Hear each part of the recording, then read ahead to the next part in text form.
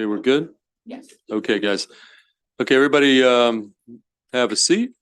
Okay, I'll just reiterate what I just said a second ago before everybody came in the room. So ever since we went to the PJM headquarters, there's been a lot of questions about grid capacity. Can we handle what we have in place policy-wise when it comes to electrifying buildings, our transportation system, data centers and the like. And another issue that came up at PJM was as we move towards potentially decommissioning our coal-fired power plants, there is a void potentially in terms of generation. What does that mean for our state and for our region? And so I thought it was important right from the get-go to have a briefing following up on the conversation we had up in Valley Forge, Pennsylvania, the committee did with this very topic. And so I've invited back all the way from Valley Forge, coming down. We went up your way. Now you're going to come back. Yeah, this is the second year in a row, actually. We've got the PJM folks, but first we've got a panel of, we've got 4 seats. We've got actually 5, but we've got 4 folks, stakeholders from different components of this very question. Diane Holder, Vice President of an Entity Engagement and Corporate Services for Reliability First, and we can Diane can tell us a little bit about what Reliability First, what they are and how they fit into this conversation. Next, we've got Asim Haq and Stu Wydom from PJM, who many of you met when we were in Valley Forge. We have an environmental perspective from Jamie DeMarco, a Maryland Director of CCAN, the Chesapeake Climate Action Network, and we've got our Office of People's Counsel, David Lapp. Again, he is the Office of Maryland's Office of People's Counsel appointee. And so I'm going to bring all 4. I think let's just go through, everybody can give their perspective on the topic, and then we'll open it up to Q&A from any member who has a question. So Diane Holder, why don't you come up, take a seat, because you'll go first, and then we've got our PJM team, Stu and Asim, and then Jamie DeMarco. You're going to be in the 3 spot as far as testifying, and then finally Office of People's Counsel David Lapp. And so with those opening comments, I think Ms. Holder, why don't we start with you, because many people may not be familiar with Reliability First, but you are one of the FERC's approved regional entities responsible for topic of reliability, et cetera, et cetera, et cetera. But yeah, I'm sorry, I use the acronym. I'll acknowledge that was an acronym. FERC, the Federal Energy Regulatory Commission, which has got federal responsibility over a whole part of the equation here when we talk about reliability. And so why don't we hold on a second? We can load up if there's some presentation or some PowerPoints involved here. When we get there, Ms. Holder, you're going to be first up, and I see you. Sounds good. I think looks like we're there. Thank you. Okay. Good afternoon. And I'm not putting anybody on a time clock. Take the time you need to tell us what you think is important. Sounds great. Good afternoon, Chairman Feldman, members of the Education, Energy, and Environment Committee. My name is Diane Holder. I'm the VP of Entity Engagement and Corporate Services at Reliability First. I've worked in the electric utility industry for about 30 years, mainly with utilities in the Pittsburgh area, West Penn Power, First Energy, and Duquesne Light. I did join RF about 1.5 years ago, and in my role currently, I have oversight of our corporate services functions, as well as our external engagement activities.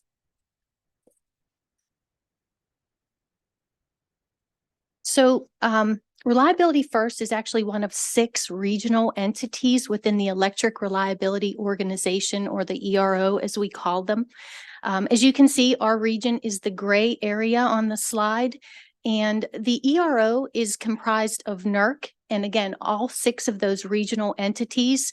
And our shared mission is to... Just real quick, because I got about FERC. Yeah, NERC. Tell everybody what NERC is. And NERC is the North American Electric Reliability Corporation. I'm sorry, I should have mentioned that. But together, with NERC and the 6 regional entities, we are responsible for ensuring the reliability and security of the bulk power systems. So the high voltage lines, 100 kV and up. So NERC typically takes the lead on things such as developing processes to develop reliability standards for the industry. And they also take the lead on performing assessments and studies. The regions, on the other hand, like RF, we have delegated authority from NERC, and it's approved by FERC, but basically we have delegated authority to monitor and enforce the NERC reliability standards for the entities within our footprint. And by entities, I'm talking about electric companies, power companies, generator owners, and RTOs like PJM and MISO. So we audit those entities, we ensure their compliance to the NERC reliability standards, and we also have the authority to levy penalties for instances of non-compliance. We also perform reliability risk assessments. We provide studies for industry with details specific to the Reliability First region. And we often share what we learn from those assessments and studies through our outreach and communications team. That's a closer look at the Reliability First footprint. You can see there that we cover 13 states and the District of Columbia, anywhere from the Great Lakes region over to the Mid-Atlantic. All of Maryland is contained within the Reliability First footprint. And again, we work with the entities within our footprint, and there are about 300 of them within our footprint. There's some additional stats there that I won't go into on the slides, but more stats specific to our region. Again, we have one mission, and that is to preserve and enhance the reliability and security of the bulk power system.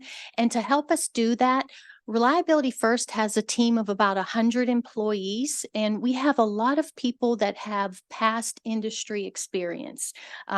We have a lot of former power system engineers, we have control room operators, we have planning engineers, cyber experts, and many more. And really, the nature of our work, as I mentioned, we're performing assessments, we're completing studies, we're performing audits, and we're working with 300 companies within our footprint.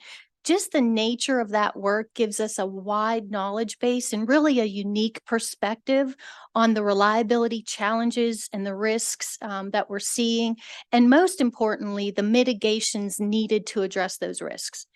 And anytime we're participating in conversations like this around the great energy transition, we do like to point out to our stakeholders that RF offers a unique perspective. We are an objective technical resource. We're here to work together with our states toward our green grid of the future. We're not lobbyists, and we don't operate or own any electric assets. We are resource neutral. So my comments are not advocating for a specific policy outcome here. My comments today really are to discuss the reliability challenges we see unfolding as the great energy transition continues. So the Federal Power Act details what the ERO can and cannot do. And basically, what we can do is we can assess the reliability and adequacy of the bulk power system. But what we can't do is we cannot set standards for its adequacy. And the statute is very clear that the ERO does not have the authority to require the construction of generation or transmission assets. Our CEO, Tim Gallagher, often he describes our authority in this way. He says, you know, the tool we offer to our stakeholders is that we are a flashlight and not a screwdriver. And what he means by that is we study the system, we shine a light on the areas of concern that we see from the studies, but we do not have the authority to fix or provide solutions to those areas of concern. That really lies with our entities and the states themselves. So through our outreach, training, and education programs, we create reports and assessments and guidelines throughout the year that we share with our stakeholders. Again, many of these reports are intended to be shining that light on the areas of a concern that we see. A few of those reports are listed and linked here, so I do encourage you to check them out. The first one is the long-term reliability assessment, or we call that the LTRA. And that report assesses reliability over the next 10 years, and it's produced annually. And in fact, it was last year's LTRA, the 2022 long-term assessment, where we really started getting attention and more interest around this topic, because that LTRA had included a map that showed a large portion of the country was either at high or elevated risk for capacity shortfalls during extreme weather, but also during just normal peak load conditions. And so the LTRA said this was largely due to accelerated generation retirements. I'll get into this year's LTRA that was just published last month. I do have the map in a few slides, but I do want to talk a little bit more about the rest of the reports shown here. So the next one include our seasonal assessments. These are assessments that look out a shorter term, because the long term looks out 10 years. The seasonal assessments look out either to our next winter or our next summer, and they determine the reliability outlook for those seasons. And while the long-term and seasonal assessments look ahead, the next report that you see there, the State of the Reliability Report, that one actually is one that takes a look back at grid reliability, and it looks at factors such as generation or transmission outages, misoperations, or any events that may have happened. And the most recent State of Reliability Report does indicate that the grid has been and is reliable today. But again, our assessments, those first two reports listed there, they do show concerns with regard to reliability over the next decade. But if there's one report here that I would encourage you to read, it's the ERO Reliability Risk Priorities Report. And that report is one where the ERO works with industry and publishes the 5 biggest grid reliability risk profiles, as well as the strategy for addressing each one. And in the most recent risk priorities report, the #1 risk profile listed is energy policy. And the report goes on to say, to mitigate that risk, we really need to increase our coordination, communication, and collaboration with our states. And really, that's why we are engaging with states as much as we are, similar to what we're doing today. We're actually happy to do this. We have met individually with states, with utility commissions, with legislators. We have testified in Pennsylvania, Ohio, Illinois, West Virginia. So we're very happy now to be testifying here in the great state of Maryland.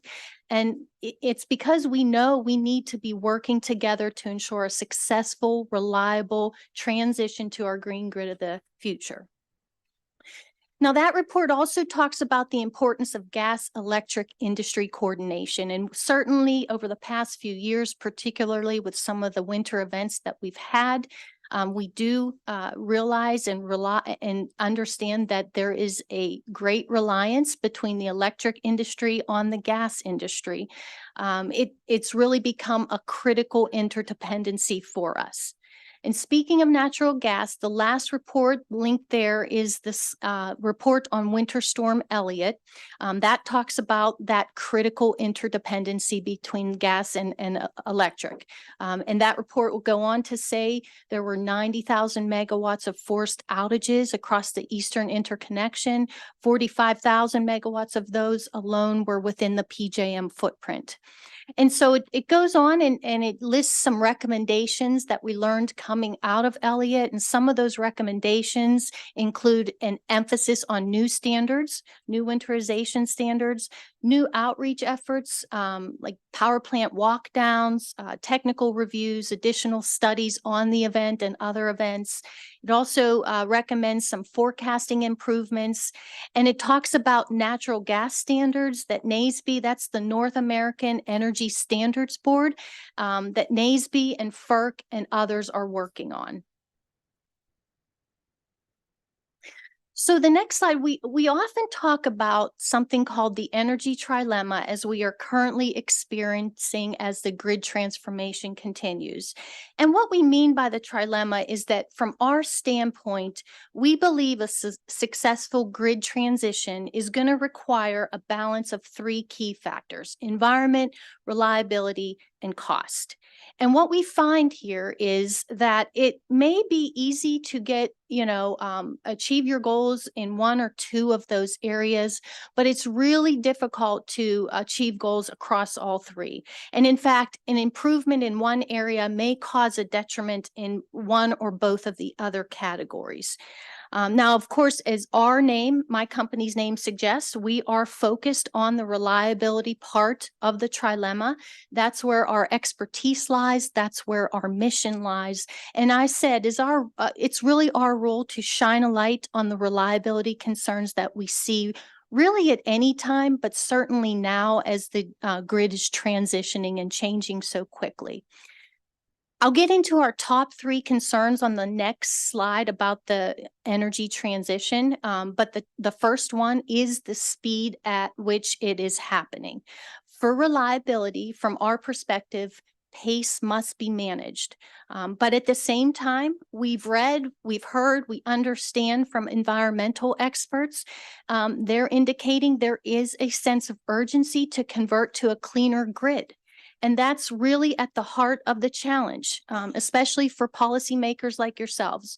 Balancing that urgency for environmental while managing the pace of change for reliability, not to mention managing affordability throughout all of it. So as I said, our top three concerns for grid reliability as we work through the transition, their pace of change, resource adequacy, and essential reliability services. And I will get into more detail on each one of them in the next few slides. But while these are our top concerns and the ones we'll talk about today, they're not our only reliability concerns. These are the ones we choose to talk about first with our state stakeholders because they have the most serious implications. So as I said, pace and complexity of change, there's a few things around pace and complexity of change that leaves us concerned with regard to the transition. First, we are seeing generation retirements far outpacing new interconnections on the grid. And I do have a slide coming up with what that looks like specifically for Maryland. Second, we know there are energy storage and other technologies that are needed to support the reliable integration of these new resources that are coming online. But those technologies are still in development and they're not yet available at scale. Until those technologies are available at scale, we're going to continue to need flexible, dispatchable generation as a balancing resource. And third, with regard to the pace and complexity of change, we know with all these new resources being interconnected to the grid, we know there's going to be a need for new transmission and transmission reinforcements, and building new transmission and reinforcing it takes time. We're seeing that with Brandon Shores. So for all of those reasons, we really believe the pace of change needs to be managed. So our second top concern deals with resource adequacy, and the next several slides talk about it. There's a lot of nuances that I want to talk about with regard to resource adequacy, but at its core, it's a very simple concept. All it means is we're trying to balance supply with demand. Balancing supply with demand is key to ensuring reliability. And electricity is actually unique. It's actually the only product that is created, delivered, and used all within the same instant. So striking that balance, which our system operators do every day, they have to ensure reliability, but striking that balance is actually a very delicate effort to achieve. And for resource adequacy, the risk that we've seen and we've pointed out in the long-term assessment is that generation retirements are far outpacing the new resources coming online, which, if you think about it, that causes a problem because demand is likely staying the same or getting or increasing. And so if you're losing supply, there is a concern with regard to reliability.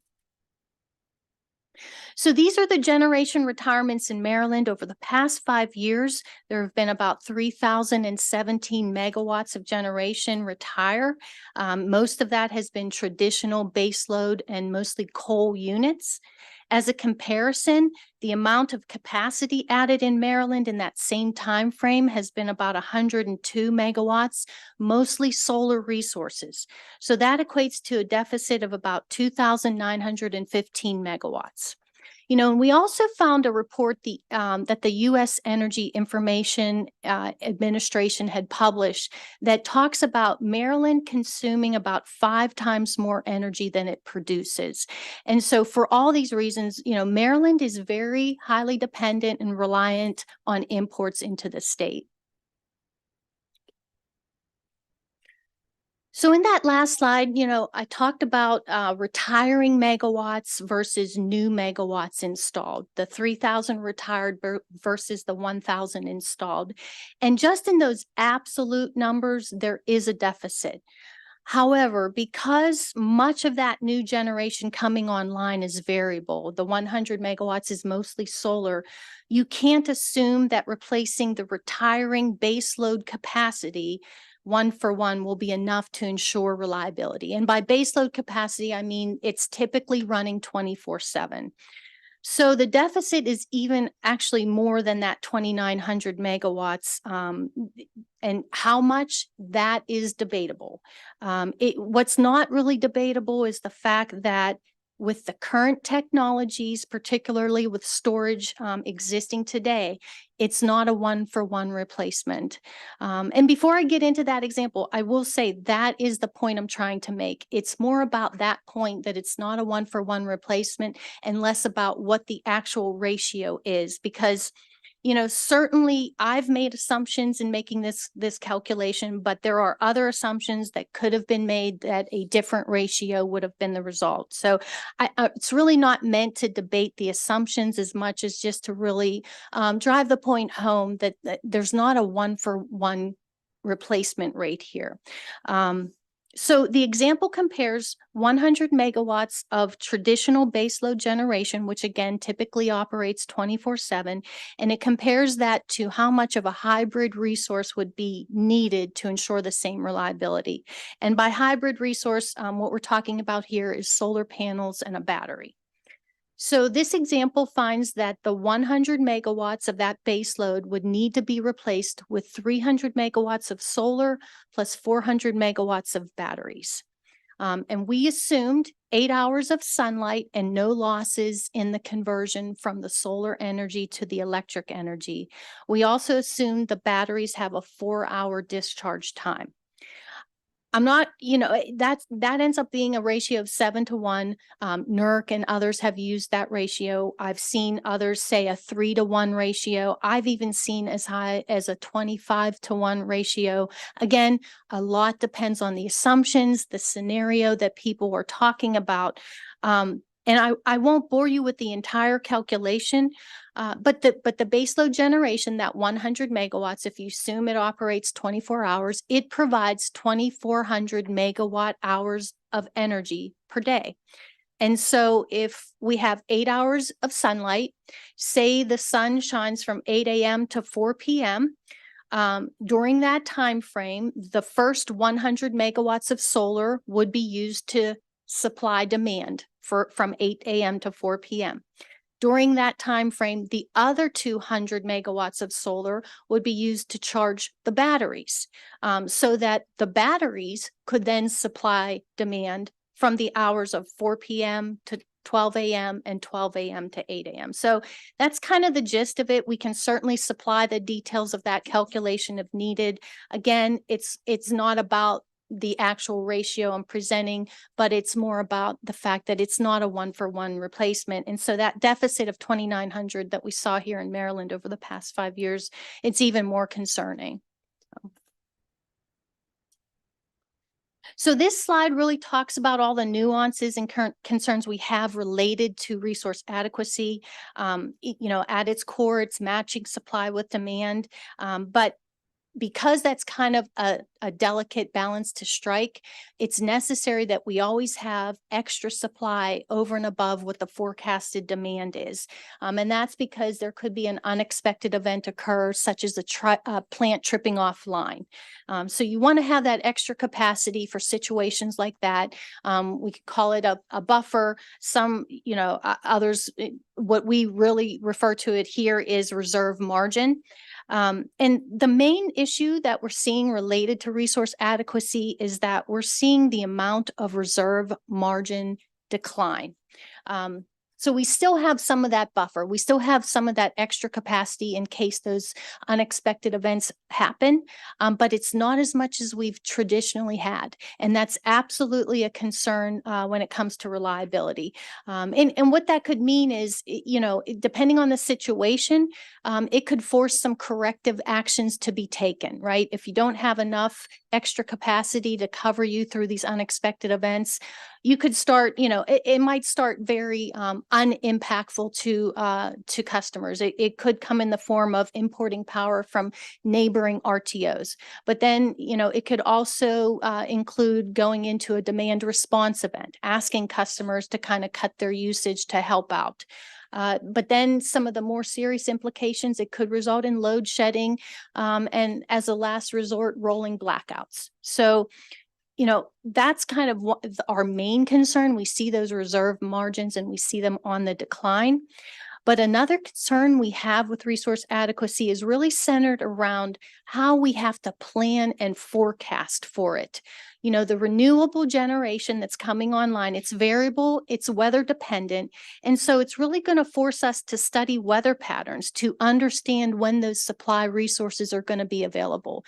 It's going to be, thinking about at 8 a.m. on this Tuesday, what are the chances that the sun's shining? What are the chances that the wind is going to be blowing? And there's weather history, weather data and history around that to produce those kind of probabilistic assessments.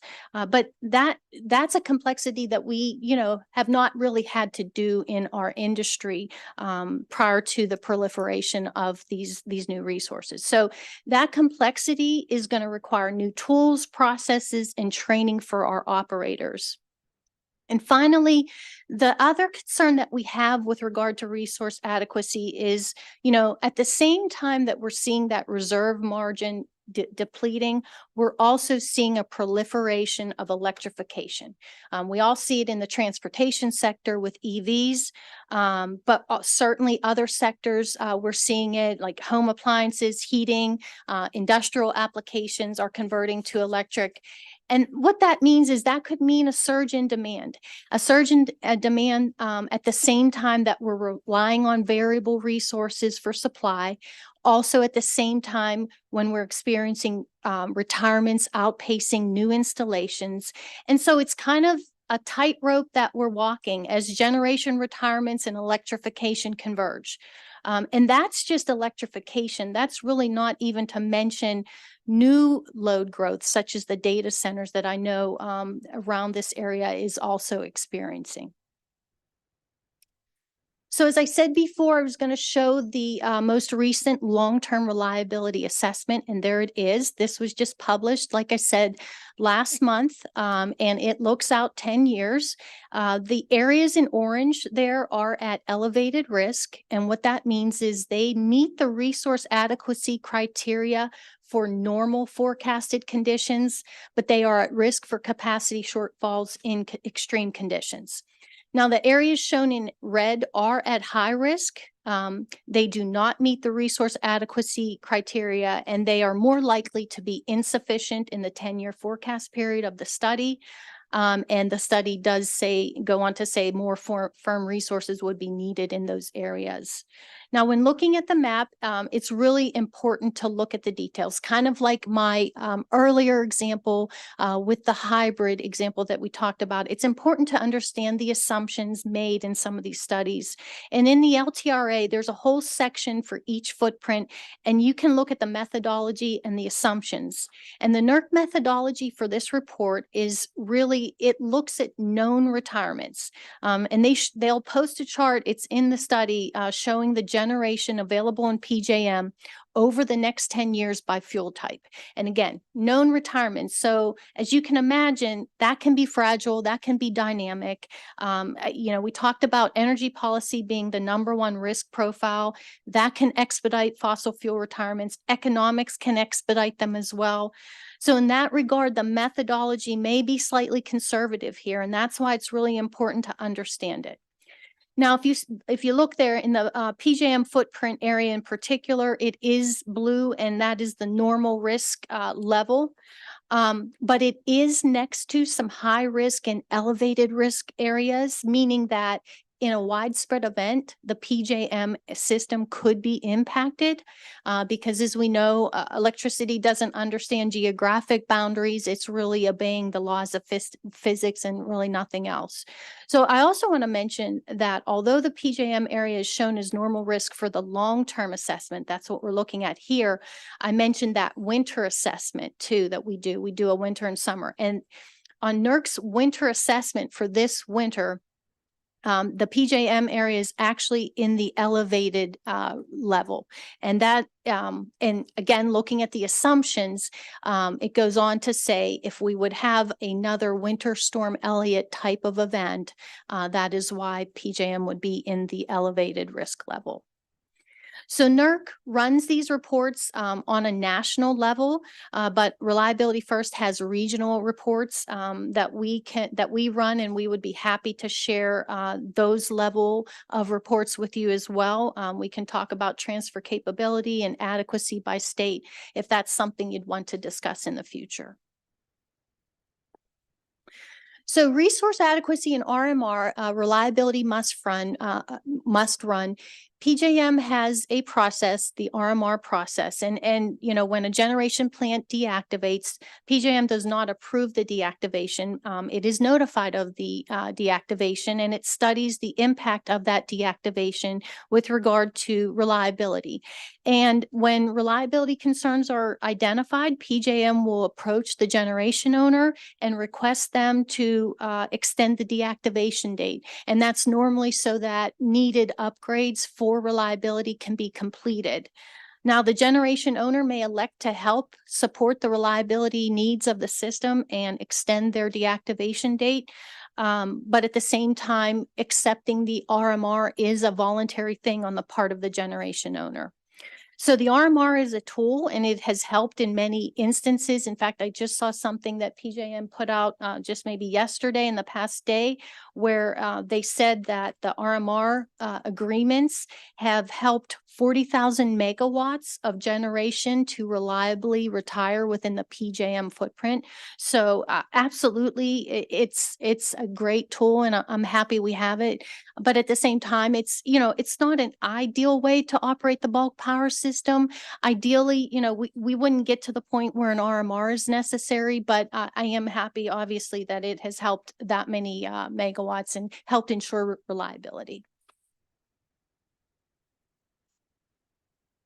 So I talked about our top 3 concerns. So pace of change, resource adequacy, and the third one was essential reliability services. That's our third key concern. And really, it's a combination of services that keep the electric grid balanced and stable. And there's a number of services contained within that definition, but the ones that we're specifically referencing here today are voltage control, frequency support, and ramping capability. So our concern here is that conventional generation can be dispatched quickly in response to system disruptions, those things like I said before, plants tripping online, things like that. But the renewable resources connected today do not yet provide those same types of essential reliability services. And there are technologies that are being developed that will help renewable generation simulate those services. But a full solution is still going to require more development of those technologies and really time to commercialize them and make them available across the grid. So also on this slide, I want to talk a little bit about Black Start resources. Black Start resources are the resources we need to get the grid back up and running if a blackout would occur. And their main characteristic is that they don't require a connection to the grid to start. So that is what makes them so important from a reliability perspective and in a blackout situation. They're not typically considered an essential reliability services, but we're concerned about them nonetheless. That's because we believe the number of them may be diminishing. And I say this because although not all conventional resources are Black Start resources, Black Start resources are typically conventional. And as we see more and more conventional resources retire, it stands to reason that the number of Black Start resources could be declining. And the specific concern we have with that is in the case of a blackout with less Black Start resources, full system restoration is going to take longer to complete. And as we've seen in recent events, especially extreme temperature ones, the winter events that we've seen, extended restoration times could mean more people die, quite frankly. So in summary, different generating resources provide different grid services, and therefore it really becomes important for system stability to have that diverse resource mix, including some dispatchable resources. But I will say every resource has its risks. I don't care if we're talking about coal, wind, solar. There's no perfect resource. And even if there was a perfect resource out there that didn't have its own risk, and we put all our eggs in that one resource type basket, it's still a risk to reliability because a lack of diversity is also a risk to reliability. You can move forward. Thank you. Do we have anything else or? I have a couple more slides. Okay. Yeah. Okay. And then we'll actually upon some, yeah. Okay. Why don't you finish those couple of slides? Yeah. Okay. Okay. So the Brandon Shores case, it's one that we're watching very closely. I'll discuss it. I know others are going to discuss it in more detail, but basically we're aware Talon announced Brandon Shores retirement in 2025. PJM identified some reliability impacts with regard to that retirement. Completion of the upgrades for that is not expected till 2028. So PJM is in discussions with Talon regarding an RMR. And as I mentioned earlier, it's not an ideal way, but we're happy that we do have that process at least. But Talon doesn't have to accept that RMR. There is another option, an emergency provision under the Federal Power Act called a 202C order that could be issued, which would force Talon or others to operate the plant.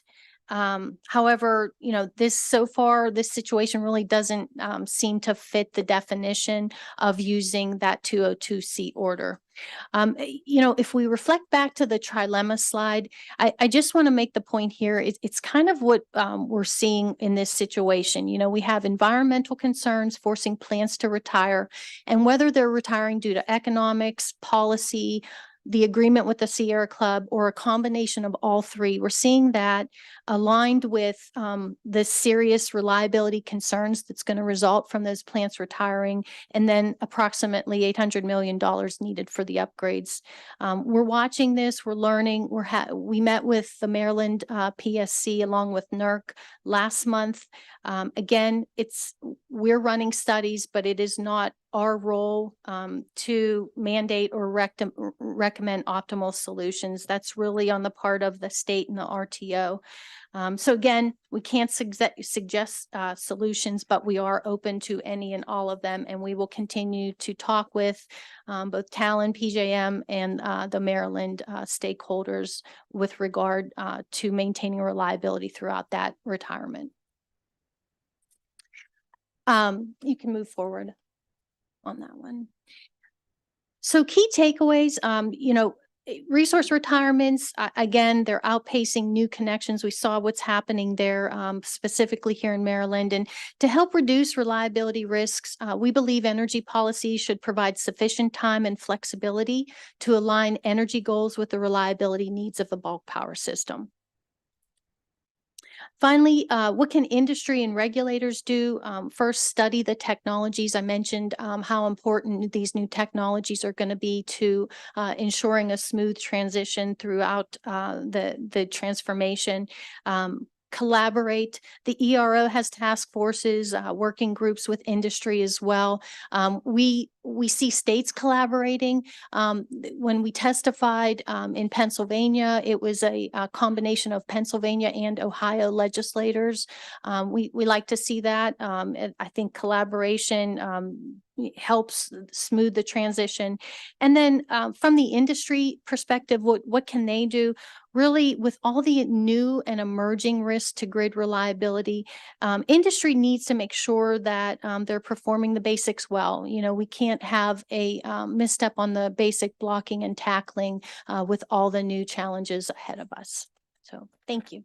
Okay, thank you. That we're not going to wait till everybody for Q&A, but I do feel in looking at the PJM's presentation, there's a lot of overlap here. So I think let's take the PJM presentation because they're kind of play off each other, and then we'll take some Q&A, and then we'll go to Mr. Lab, Mr. Marco, because I think and to the extent you don't have necessarily a good friend, familiar face from PJM, Asim Haq.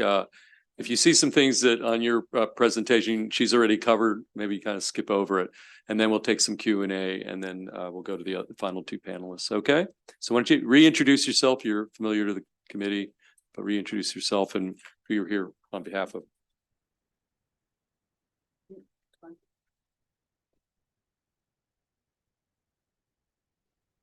Getting a flashing light, so I don't know if that is. Oh, here we go.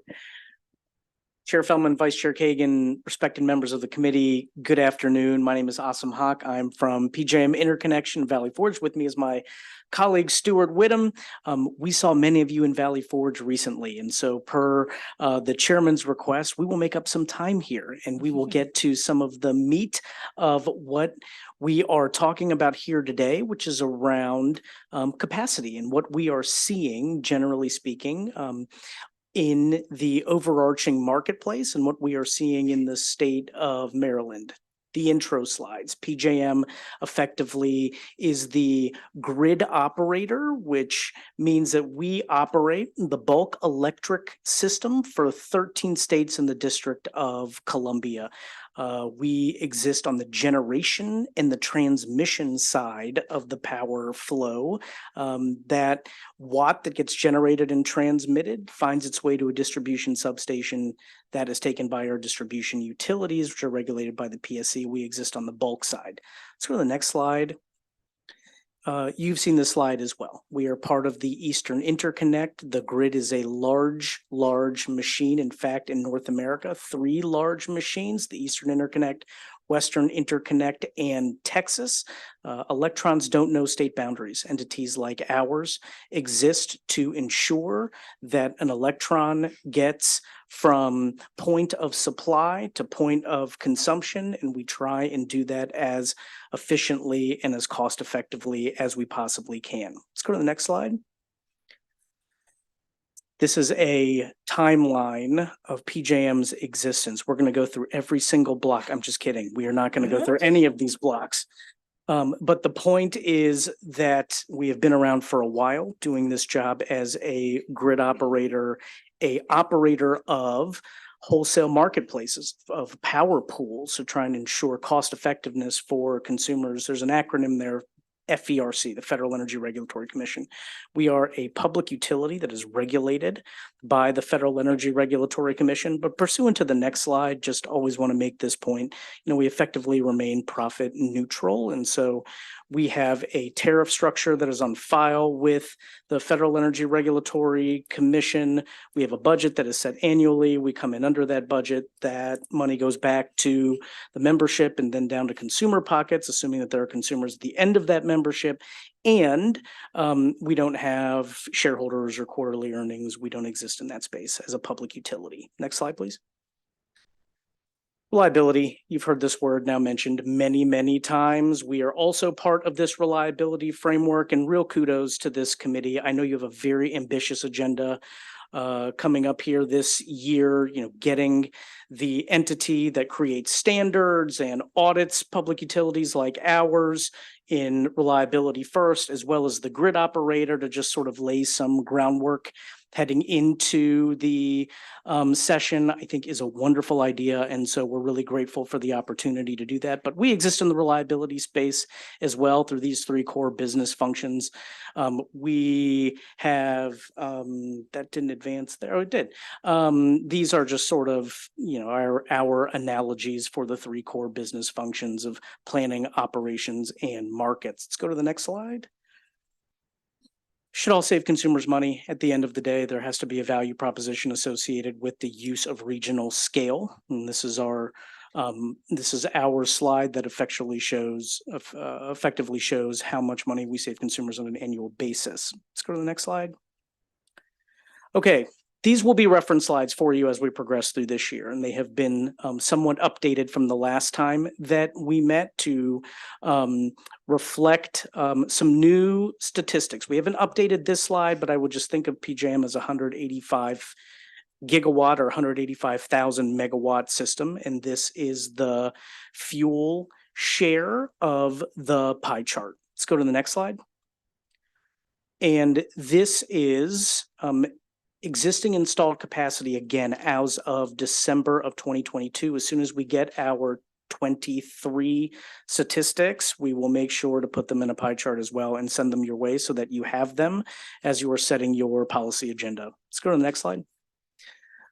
Just to reiterate, PJM has already overseen through planning, operations, and markets, one energy transition. And that energy transition was effectively the switch from coal to gas as the primary fuel source. And obviously we are in another energy transition, but this does show a pretty substantial reduction in emissions. There's of course more work to be done. And I know that Maryland wants to do more work in this space, but again, just evidence that we have already overseen one energy transition and we are embarking on another. Let's go to the next.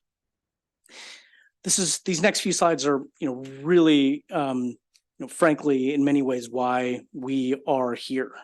This is what is in our generation interconnection queue. And as you see here, it's a lot of solar, wind, and storage, very little natural gas in the queue. These are the resources that effectively get in line to try to interconnect into the grid. That's the way to think of the generation interconnection queue. And we'll spend some more time talking about the generation interconnection queue as well. Next slide, Stu.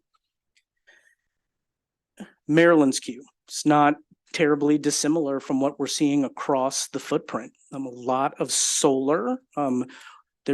I'll give you sort of what's going on with wind in this pie chart, but a lot of solar, a lot of storage, because the point of interconnection for Maryland wind is actually in the state of Delaware, and it's in the fine print there that you'll see in your deck. It's actually represented in the Delaware pie chart, although we acknowledge, and I'll give you some statistics here as we progress, that those are effectively Maryland wind projects that are interconnecting at a point in the state of Delaware.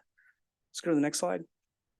So knowing that we are advancing through this energy transition, we have to plan for this energy transition. And that is just based on what's in our generation interconnection queue.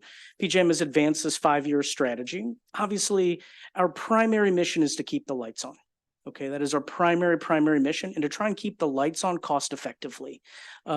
These three pillars represent PJM's 5-year strategy beyond its core mission. Facilitate state and federal decarbonization policies reliably and cost effectively, evolve to the grid of the future reliably and cost effectively, innovate reliably and cost effectively. Let's go to the next slide, Stu. And so we have been studying this. I won't reiterate some of the many good nuggets that Diane Holder from Reliability First just explained, but these sort of concepts of, essential reliability services and what can renewable facilities provide. All of this is sort of embedded in a lot of the work that we have done.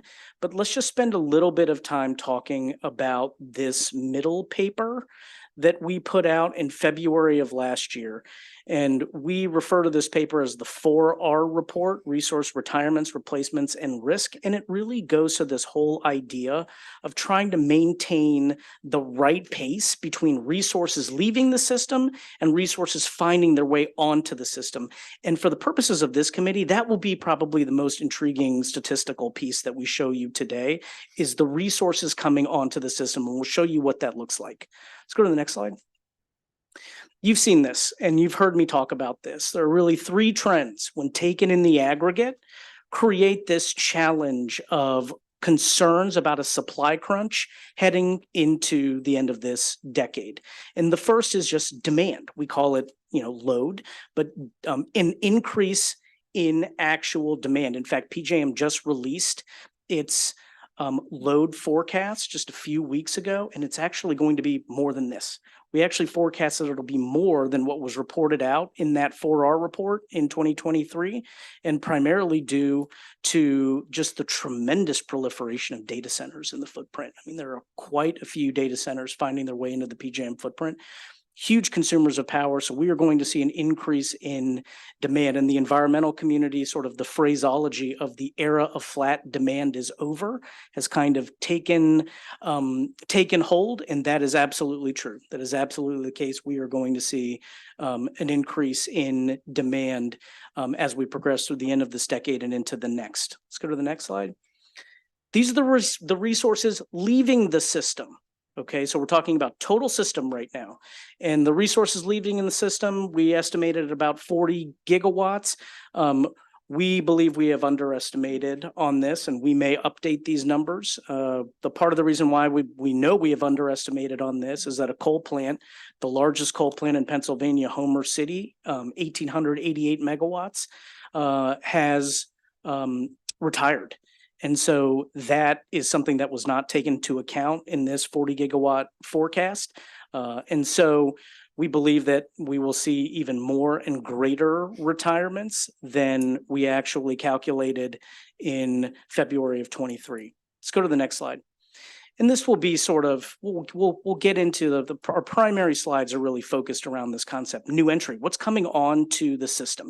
So we've got a low entry scenario and a high entry scenario. We're going to talk about specifically what projects and the amount of projects we're going to be studying over the next few years, Maryland statistics as it exists today, and how it fits into this overarching picture. And so, this is new entry, all, primarily renewable resources. The low entry scenario is based on historically what has interconnected and found its way onto the system. The high entry scenario was derived from an independent resource, S&P Global. So it's forecasted at least somewhere between that low and that high. Let's go to the next. Let's talk about the queue. Okay, so the generation interconnection queue, we had to reform the queue. Okay, we started to see a massive uptick in the number of projects that were applying to find their way into the generation interconnection queue. And we saw a major jump between 1920 and 20 and 21. So we undertook an endeavor to reform the generation interconnection queue. If you go to the next slide, Stu. So we started this effort in 21. If you want to sort of get anything done in the combination of the PJM stakeholder process, then eventually with a filing with our federal regulator, it's about a 2-year process typically. And so began in 21, and ended up getting an order towards the end of 22, and we started our implementation of queue reform. And what was the reform? The reform was effectively how the queue used to work was the first generator in line got priority. Now we have evolved that process to say, okay, who's actually ready? First ready, first out, as opposed to first in, first out. And how do you demonstrate readiness? Site control, financial wherewithal. Let's talk about where we are right now with the queue. So we did what was effectively all of the queue projects, we effectively sorted them based upon these criterion. And where we landed was certain projects found their way into what is called a fast track. These require very few transmission upgrades. Okay, so they can get out of the queue and get deployed very, very quickly. They can actually construct very, very quickly. Transition cycle 1, transition cycle 2, and then post-transition. Okay, so transition cycle 1, about 46 gigawatts, transition cycle 2, 99 gigawatts, and the corresponding timeline. Bottom line is, there are going to be quite a few primarily renewable projects that find their way through the generation interconnection queue through 2026, and 72,000 megawatts, 26 gigawatts in 24, 46 through mid 25, which is about 72,000 megawatts, and then an additional 99 between 25 and 26. And then there's a beyond the transition, which is our actual reformed generation interconnection queue. A lot of renewable projects and renewable power will find their way through the queue and effectively be done with all things PJM. The challenge that we're seeing is if you look at 23, about 40 gigawatts right now of resources, primarily renewable resources, that have found their way through the queue but have not put steel in the ground. And this is really what we're worried about here, is when we're trying to manage the pace of retirement as well as new entry, so we don't have that supply crunch. What is going on whereby we are not seeing actual steel in the ground? We've heard anecdotally from our developers a combination of supply chain, some financing issues, and state and local siting. Those are the topics that are typically, or the reasons that are typically espoused. But you'll see at the end of this presentation, just some general, all of the policymakers unequivocally, but just some general thoughts and takeaways as we leave session today. Let's go to the next slide, and I'll talk about that a little bit down the road. Okay, so this will feel a little jarring, okay, when you look at this particular table. In this particular table are by state, the number of projects that are attributed to each state that are through the fast track process, as well as will be in transition cycle 1. In Maryland, we've got about 6 projects of about 1,300 megawatts or so. The only thing I will say, once again, is that because of the point of interconnection of your offshore wind efforts, those are actually technically in Delaware. If you add those to the mix, you're still looking at only 620 megawatts for the fast track, but the number actually increases for transition cycle 1, 1,548, for a total of about 2,160 in terms of just sheer megawatts for the combination of the fast track and transition cycle 1. So these are just statistics that we're providing to you. And I think that there are conversations to be had, from a policy perspective around some of these numbers. And again, just trying to provide this to you as information. Let's go to the next slide. The queue, look, we know we had to reform the generation interconnection queue. We absolutely had to reform it. This is a table that was pulled specifically from S&P Global around where PJM's queue is situated as compared to some of our contemporaries. Even with queue reform in the mix, we are still, one of the entities that processes queue applications, as quickly as we can and through 26. Again, lots of projects will find their way through the generation interconnection queue. How much get built is really what we're concerned about. Let's go to the next slide. Diane already mentioned this. Generally speaking, state of Maryland in the import, primarily in the import zone, anywhere from 2,000 to 4,000 megawatts is typically the number. Let's go to the next slide, Stu. Look, you've seen this slide as well. If I could boil all of our research and analysis down, let's go to the next slide. It's really these three items. So Winter Storm Elliott, okay, that event occurred over Christmas of 2022. And effectively, the lesson to be learned there is, look, we have enough resources today. We have a really robust fleet today. And we've got what are called, quote, essential reliability services that Diane already referenced. I won't go into it.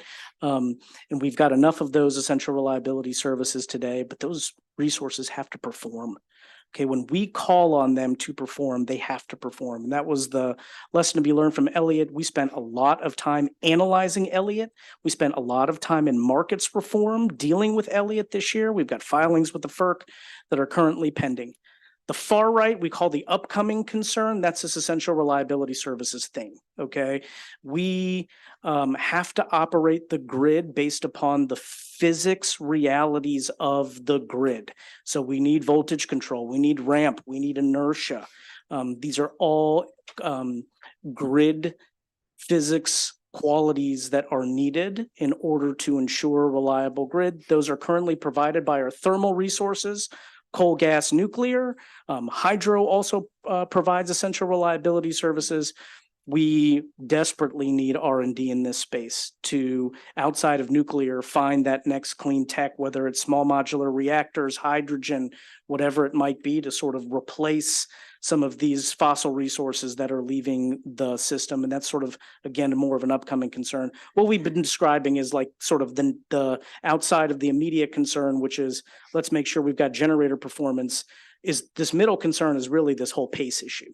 Okay, this making sure that we are managing the pace of resources leaving the system and resources finding their way onto the system. We are not sitting on our hands on this at PJM. We have advanced a series of what we call critical actions to try and get at these three reliability issues, advanced some very legitimate market reform this year, working on gas electric coordination, a series of other items. You can see all of this work on our webpage, which is visible from the front of our website. If you go to the next slide, Stu, ensuring a reliable energy transition. The last slide is just some takeaways. Again, we're not here to be overly prescriptive. Okay, I think we are getting more and more concerned about trying to manage this pace, though, hence the first bullet of, when we're thinking about pushing generation resources off the system, there is going to be there will be a significant number of renewable projects that find their way through the queue. We need those projects constructed and on the system and actually generating power. And until that happens, we are a little bit concerned about the sort of pace of resources leaving the system, to echo what Diane said. This second item, sort of what's going on locally, what's going on from a state and local perspective that we can do conceivably, because it's in our best interest to have new infrastructure developed, deployed, and what policies could be advanced to help facilitate that. We're here should you need anything. I don't want to get too deep into the Brandon Shores and Wagner issues. We could do that in a separate briefing if you'd like, but we may need help on that. It's a pretty critical issue to try and maintain reliability. We're not trying to keep those resources in perpetuity by any means, but we will need them till 28 till we can construct electricity infrastructure to ensure that we can maintain the reliability that those consumers in that region expect. Thank you very much. Thank you. I apologize to my other two witnesses, but I think this is a good time to maybe get some Q&A from these two first witnesses. I do want to throw one, this is a postscript to our visit to Valley Forge. When we left, you all then went ahead and filed a plan with the FERC. And it had to do with, transmission upgrades that would be borne, I think, largely by BG customers and Pennsylvania folks. I think $750–800 million. The only reason I have to bring this up Sure. is we have our Office of People's Counsel here, Of David course. Lab, who actually submitted pleading in opposing that plan. Now, subsequently, FERC did approve the plan.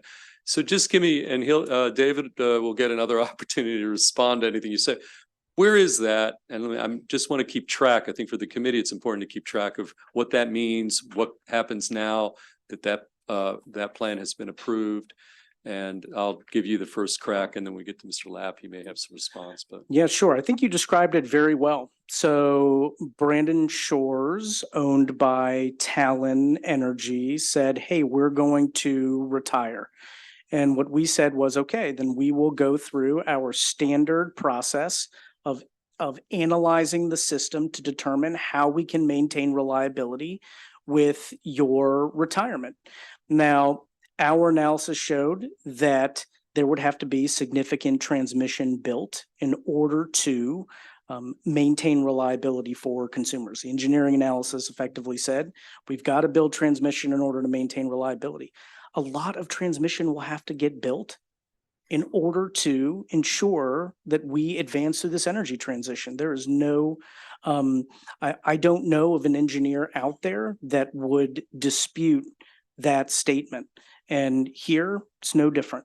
There will have to be a lot of transmission that is built in order to alleviate the reliability concerns that are created by the Brandon Shores retirement.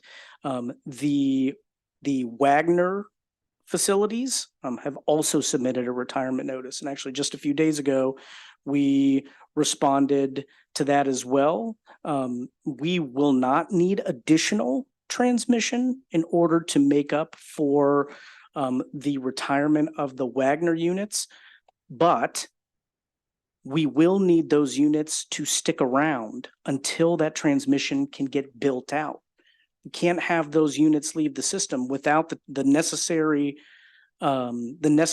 grid fix being in place. And that's the challenge I think that we're sort of dealing with right now. Right now, Diane is correct. Talon has said that we will not stick around. There is a whole backstory associated with Talon saying that, which we won't get into here, but we are currently working on the issue. But it's an issue of real criticality for the states and consumers in the region, because the risk of consumer shutoffs is not a risk that we want to see in the state of Maryland.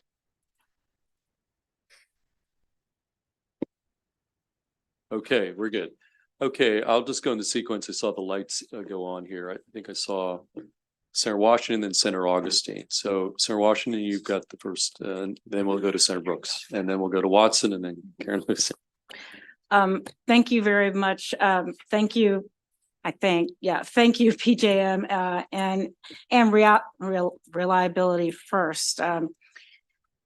Since we had our visit there at PJM, I and my colleagues, we've been asking somebody to put numbers to the gap, and so that we can, as policy makers, and just fully understand it. So thank you so much, Reliability First, for doing the math.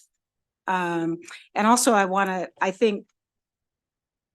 thank our Senate President for bringing energy and the environment together.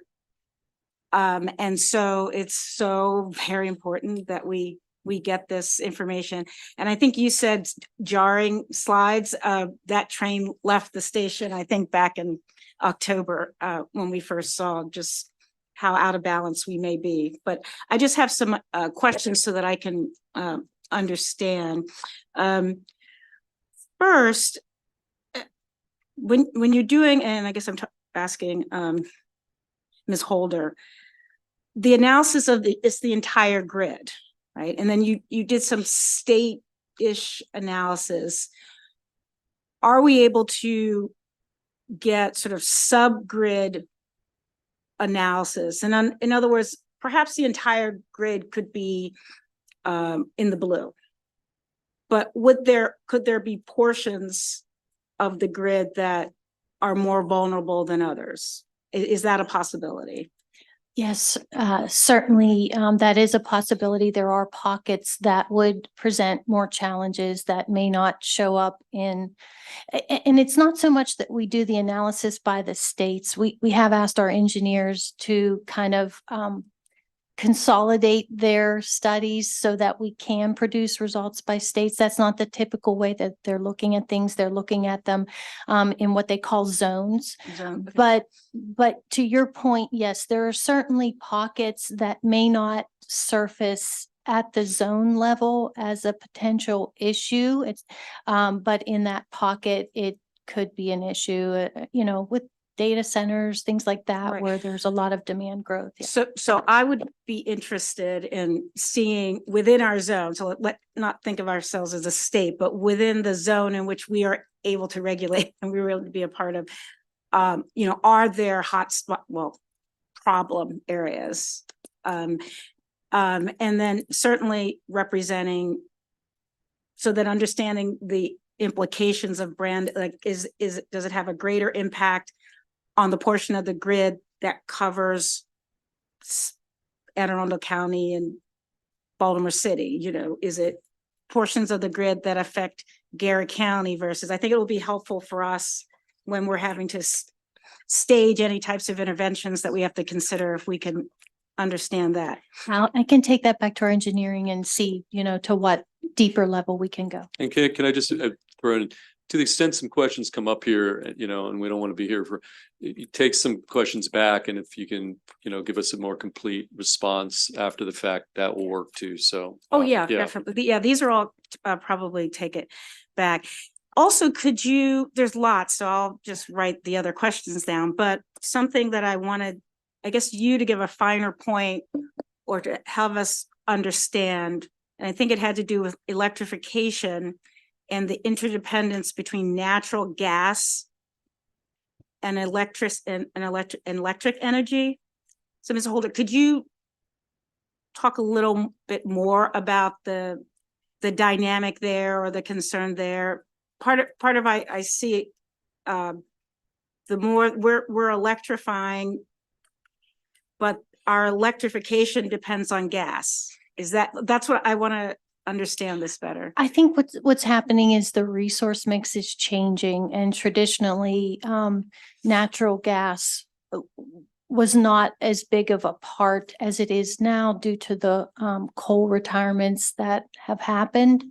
And so the fact that they are a bigger player, and frankly, something that the electric industry relies on in terms of the grid, I think that's really what we're talking about with the interdependency there. There's more of one now than there has been traditionally. So if it just makes the natural gas supply more critical, it makes the natural gas operations more critical when it's one of the major parts of the grid's mix, more so than it has been. Yeah, just to clarify, so when we're generating electrical power, right, is natural gas used in the generation? Right? Correct. That's what I want. Yes. Okay, I wanted to clarify. So, Right. in order to, so if we're needing more so if we are electrifying our fleets, Mhm. the way we get there is now it looks like by using more natural gas, right? That's correct. Okay, all right, thank you. And electrification, I mentioned before, it was separate from that. I was talking more about the application side where we're seeing, more electrification in transportation with EVs. And that's the and things like policy. that. So in other words, the more we say electrify this, electrify that, the more there's a dependence on generating electricity. And the way that we're generating electricity, since we don't want to, or we're not doing it using coal as much, although I understand we do buy some electricity that's generated by coal. When there's, that we still do that, but that natural gas is Mhm. being used to produce the energy. That's correct, yeah. Yeah. As Senator- the transition continues. That's what I Yeah, just wanted to understand. and sorry, Diane, I didn't mean to interrupt. I would just think that, as it's difficult to tell specifically at any given moment, right, what the fuel type is that is actually providing the electricity. But I would just think of it as, look at the PJM overall pie chart of what the capacity looks like. And generally speaking, as you continue to electrify, those are the resources, which there will be an increasing amount of renewables. Again, everything in our queue is solar, wind, or a hybrid resource primarily. And so I would just think of it from that perspective. It's very difficult to kind of pinpoint exactly, what is creating that watt at any given point in time. The coal was just a side Yeah. gig, but I just said it. But you did mention the queue, and I do, if I could just, since you mentioned it. How about one more? Because I want That's to it, get that's it. everybody else involved. So the queue, these are, they haven't been you're saying they haven't been built. So it's that, do we have enough in the queue to address the deficit?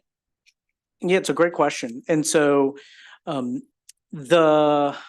we are showing is that we have substantial resources in the queue. We have 72,000 megawatts that is supposed to find its way through the queue over the next 2 years, actually a year and a half. It's a lot of power. However, if you look at the number of megawatts that are through the queue, nothing left to do with PJM that exists today that have not been built out, it's substantial. And so our concern is it's 40,000 roughly megawatts, 40 gigs, 40,000 megawatts. So our concern is that if we don't start seeing more rapid construction, that we will be in that mismatch of resources leaving the system and resources finding their way onto the system. The only other thing to keep in mind, and it is a very specific calculation called effective load carrying capability, or ELCC, in this concept that they're not one for one, it's not a one for one replacement. And I've got those values, I've got them right here of the sort of percentage, for instance, the ELCC percentage of a nuclear resource that runs absolutely 24/7, and for instance, an onshore wind, offshore wind, tracking solar, various types of solar, the 2 hour, 4 hour, 6 hour, 8 hour, 10-hour batteries. Frankly, everything, all the batteries in our system are 15, 30-minute batteries, is my understanding. So, so that's the only other thing to keep in mind is when I say 72,000, there is sort of a decrement that's applied to that just based upon what they can actually do during time. That point was made very well by Ms. Holder. Okay. Thank you. The takeaway here is you've got a lot of projects through the queue, whether it's supply chains, interest rate environment, inflation, whatever. Doesn't mean that that's steel in the ground. And that's, I think, the main point you're trying to make. Okay, with that said, we're going to go to Senator Augustine next, and then we'll go around. Thank you, Mr. Chair. I was just trying to remember because it's been a while, it seems. Reliability first, right? Will you share your slides? There was a lot of information. Sure, in certainly. there. And that was a please- lot. So Yeah, and there's links in there for those reports, so I do encourage that. okay, well, we don't have it. So if Yeah, you could share it, that'd be great. Yeah. All right, great. Absolutely. So that's one. Real second one, Mr. Chair.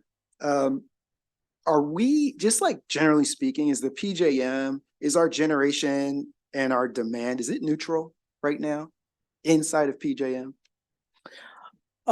Statistically, meaning the amount of generation That's and inside, your versus our demand, demand. you're net importers right now. Not Maryland, I'm talking about PJM. And PJM too? Oh, in PJM, we have, we carry with us a double-digit reserve margin. Okay. Latest is it's typically anywhere from 15 to 20% reserve margin. Yeah.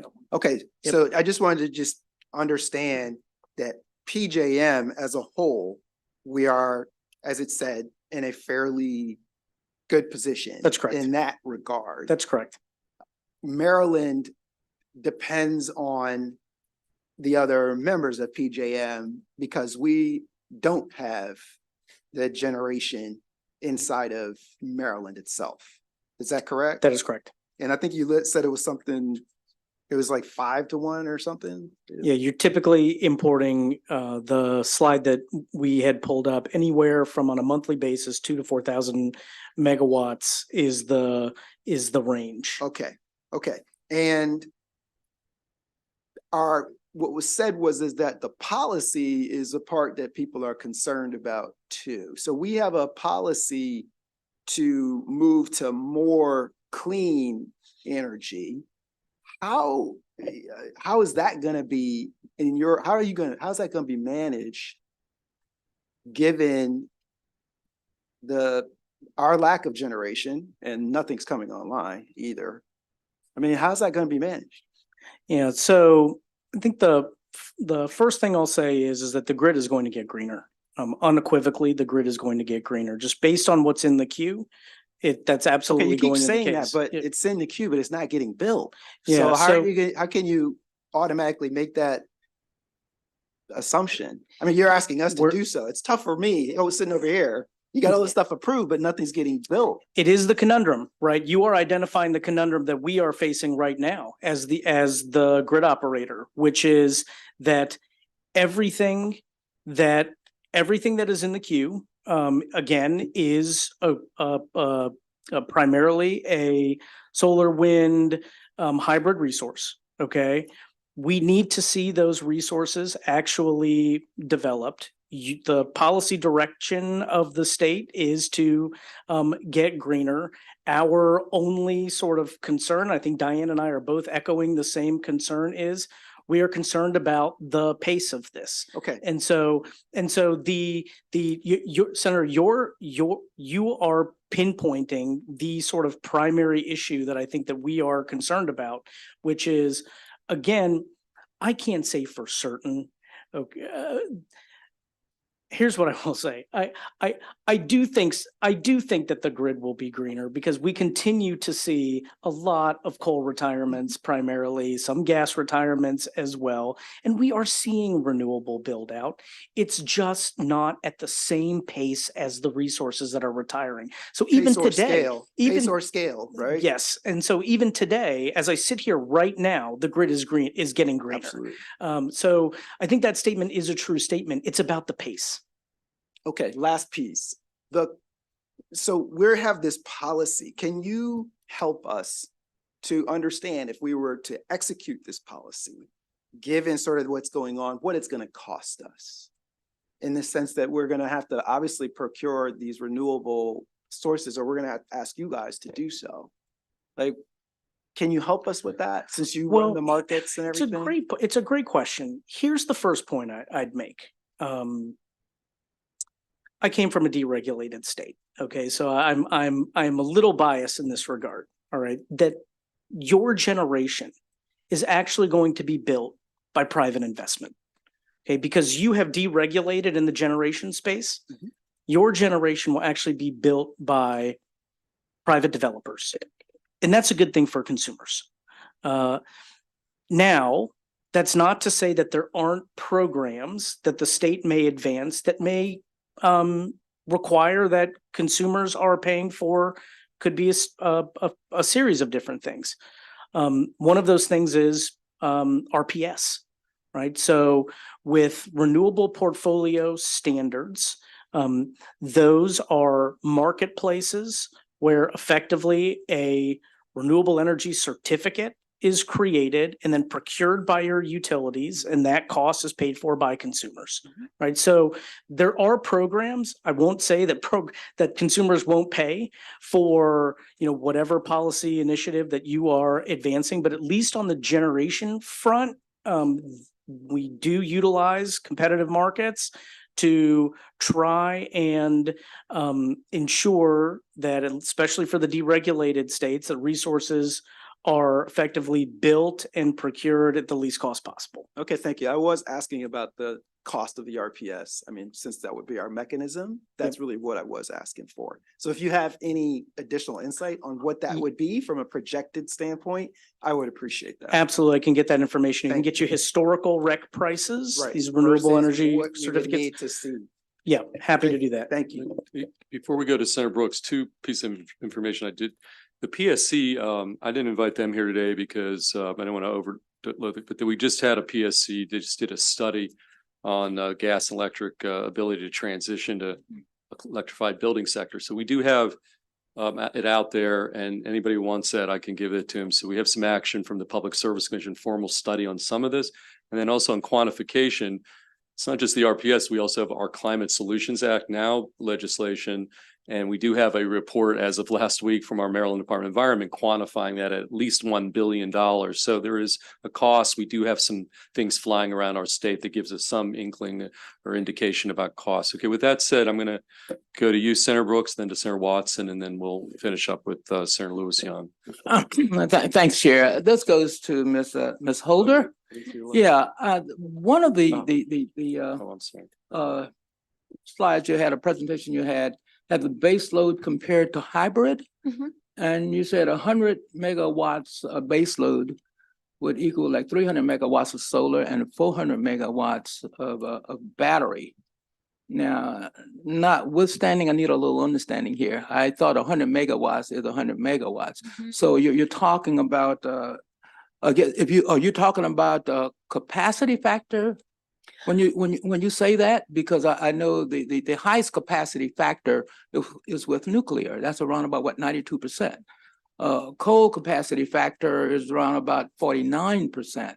Yeah. So are we comparing apples to oranges?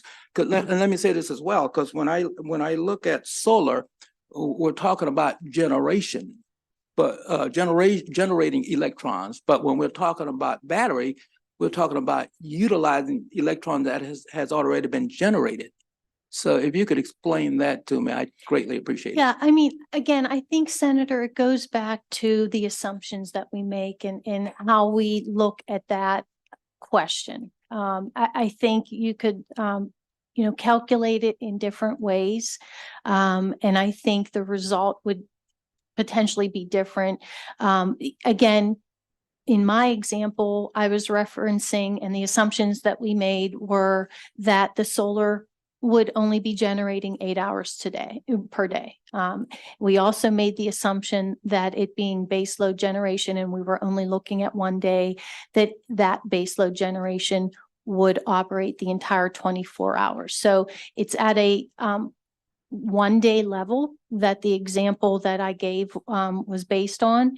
But again, I think the main point there is just for the fact that typically the sun's not always shining and the wind's not always blowing. There is a difference, and it's not a 1-for-1 replacement between base load generation and solar or hybrid at this time. There are technologies that are being developed that will, potentially change some of that. But in the example that we gave with the 8 hours of solar and the 24 hours of baseload generation, that's what we came up with. Okay, now when you said base load, I guess you're talking about coal, you're talking about natural gas and nuclear. That's part of your base load as well? Correct. Okay, and then your hybrid would just be the wind and the solar. Okay. That's right. Okay. But going back, 100 megawatts is 100 megawatts regardless of what source it comes from, right? Again, I think in the case of, if we're talking about a baseload generation, and the assumption there is that it's running 24/7 and it's 24 hours in a day. The assumption there, it's not like 100 megawatts of the hybrid would not deliver the same number of megawatt hours, because as I said, we assumed that those solar panels would only be generating 8 hours per day. I understand that, but I just wanted to say 100 megawatts is 100 megawatts. Correct. Yes. Okay, thank you. Yes. Okay. Yeah. And secondly, and Chair, if I may, the with NERC, North American Electric Reliability Corporation, the pros and the cons. And I guess the pros would be grid reliability, standardization and coordination. But the cons would be cost, and some argue that the bureaucracy and the dynamic challenges with that. So would you agree that those are some of the pros and cons of that? I mean, I can understand that that might be what has been written. I can say that I think there was a time where there weren't mandated reliability standards. Right. Leading to the 2003 Northeast blackout, at which point that really was the beginning of the NERC and the Electric Reliability Organization that we operate under today. Okay. And one other for PGM, Chair, is that okay? Okay. Yeah, one last one. One last one, yes. Azim, thanks. Question. Would you conclude that the closer the generation is to the utilization, that would help mitigate costs? You know, and what I'm thinking about when we talk about all of these new resources that will potentially be coming on board, and you mentioned SMRs and that, but is that one would conclude a very, very valuable way of mitigating some of the distribution costs and whatnot, and then keeping those rates lower for the ratepayers? So great question, Senator. And so, look, if a generator is located closer to a load pocket, it will conceivably reduce the amount of transmission. So the Yes. wires that are needed to get from that generator to the actual consumers. Right. And so it won't be the case in every situation, because the grid engineering realities are just based on what's trying to interconnect. You could have or necessitate significant upgrades just based on where they're trying to interconnect. But I think just sort of as a rule of thumb, if you are located closer to a load pocket, you won't need as much transmission. Right. Okay. All right. Thanks. Thanks, Chair. Sure, absolutely. Senator Watson. Thank you. Good seeing you again. I want to go back to the conundrum you talked about. This year, the governor has made it one of his priorities to deal with housing shortfall. And he's going to be putting forward a bill that's going to change local zoning to allow higher density development areas in certain geographically specific places to deal with this shortfall. It sounds like what you're saying to me is that you need some type of state intervention, along those lines to force our ability to pull those projects out of the pipeline and get those shovels in the ground. Have you looked across, some of your other regions? Has there been any statewide legislation that has allowed that to happen? Because you're asking us for something. We all know what the issue is. That the challenge is, how do we impact it as expediently as possible? It's an excellent question, Senator. Thank you.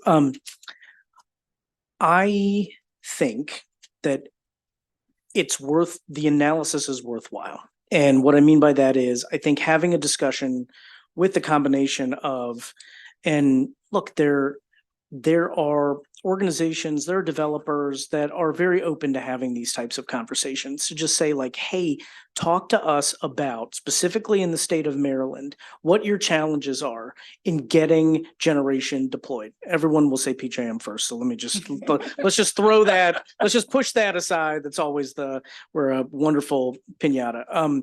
But after that, what are your challenges, assuming that you get through the generation interconnection queue this year, next year, 26, what are your challenges specifically in the state of Maryland? What is either not attractive about the state of Maryland to come and develop here? Or what are some of your very specific pinch points for development. We're not in that space. We're not in the development space. And so this is the sort of Maryland takeaway slide. That's going to be the same slide that I present outside of the Brandon Shores item, which is why I put a little dotted line. That's going to be the same slide I present to everybody this year. And so I wish I had an answer for you that was Maryland specific. I don't. Every state is different. Everyone's dynamics are different. Everyone's citing statutes are different. So for instance, in some of the states I operate in, city councils actually have the ability to say, no to a particular renewable project or no to a battery project or whatever it might be. So I'm sorry, Senator, I don't have a precise answer for you, but effectively that second bullet in my takeaways was, perhaps that's not a bad place for exploration. Just talk to that community and say, hey, talk to us a little bit about, what it is that we can do to sort of better the situation for your development in this state. No, I got it. I'm not talking about talking to the community Yeah. because there was not a lot of community conversation with the track that the governor's going down. He sees an issue and is trying to impact it because my districts that I represent are adamantly opposed to higher density and those types of things. But this is something that is important to all of us as members of the state. Have you all sat down with the governor, explained to him the importance of this issue, the impacts near term, and what it takes, and sought his ability to break the logjam by virtue of a bill like he's doing with housing? I think it's a great point. I think before PJM would do that or any other entity would do that, I think, at least from my perspective, I'd want to understand what those pain points are. And I just don't understand in the state of Maryland, and perhaps my colleague here or Mr. Lapp has a better idea. I personally just don't understand what those particular pain points are in the state of Maryland. Okay, thank you. Okay, Senator Lewis Young, and then we're going to go to Vice Chair Kagan, and then Senator Carrozza, and then we're going to move on. Okay. Okay, thank you, Mr. Chair. I do have a couple of questions. I suspect one of them may be a lob to the next speaker. So question number one is, and I'm just going to go through them. You can decide who will respond. Could someone give us a bit more clarification on the relationship between PJM and reliability first? Just a little bit of elaboration. Question number two, we heard that at least in the state of Maryland, demand far exceeds supply. Has there been any conversation or thought given to requiring high energy users to test the emerging technologies? Question number three is perhaps my lob question. In our takeaways and the conclusions, there was a statement, avoid policies meant to push generation resources off of the system during these years where we are waiting for significant renewable construction. If we do that, how does that equate to our decarbonization goals, specifically in the Climate Solutions Act now? And my final question is, Mr. Hake, you made a reference to the strong demand for increasing investment in transmission. Who pays for that? And specifically, how do we ensure that it's not consumers? Yep. Thanks. Diane, you want to take question one, do the that. relationship between? So clarification on the relationship between reliability first and PJM. I mentioned earlier, so we ensure compliance with the NERC reliability standards for the bulk power system.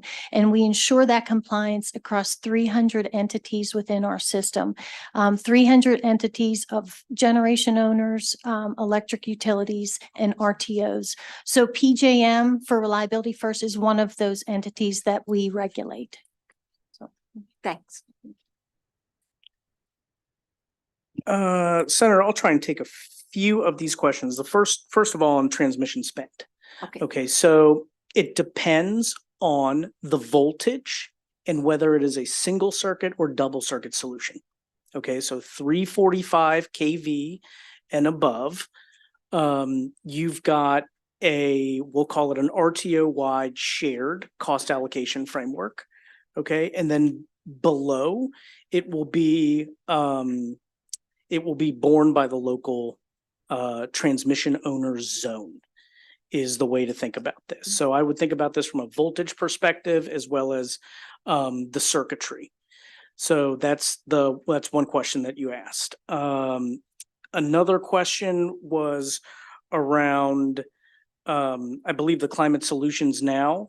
And, I have had an opportunity to cursorily scan what MDE put out associated with this. I think that as sort of a combination of legislation and regulation is promulgated associated with particularly the clean standard and what the requirements will be for that. I just think keeping this conversation in mind will be extraordinarily important as that is developed out.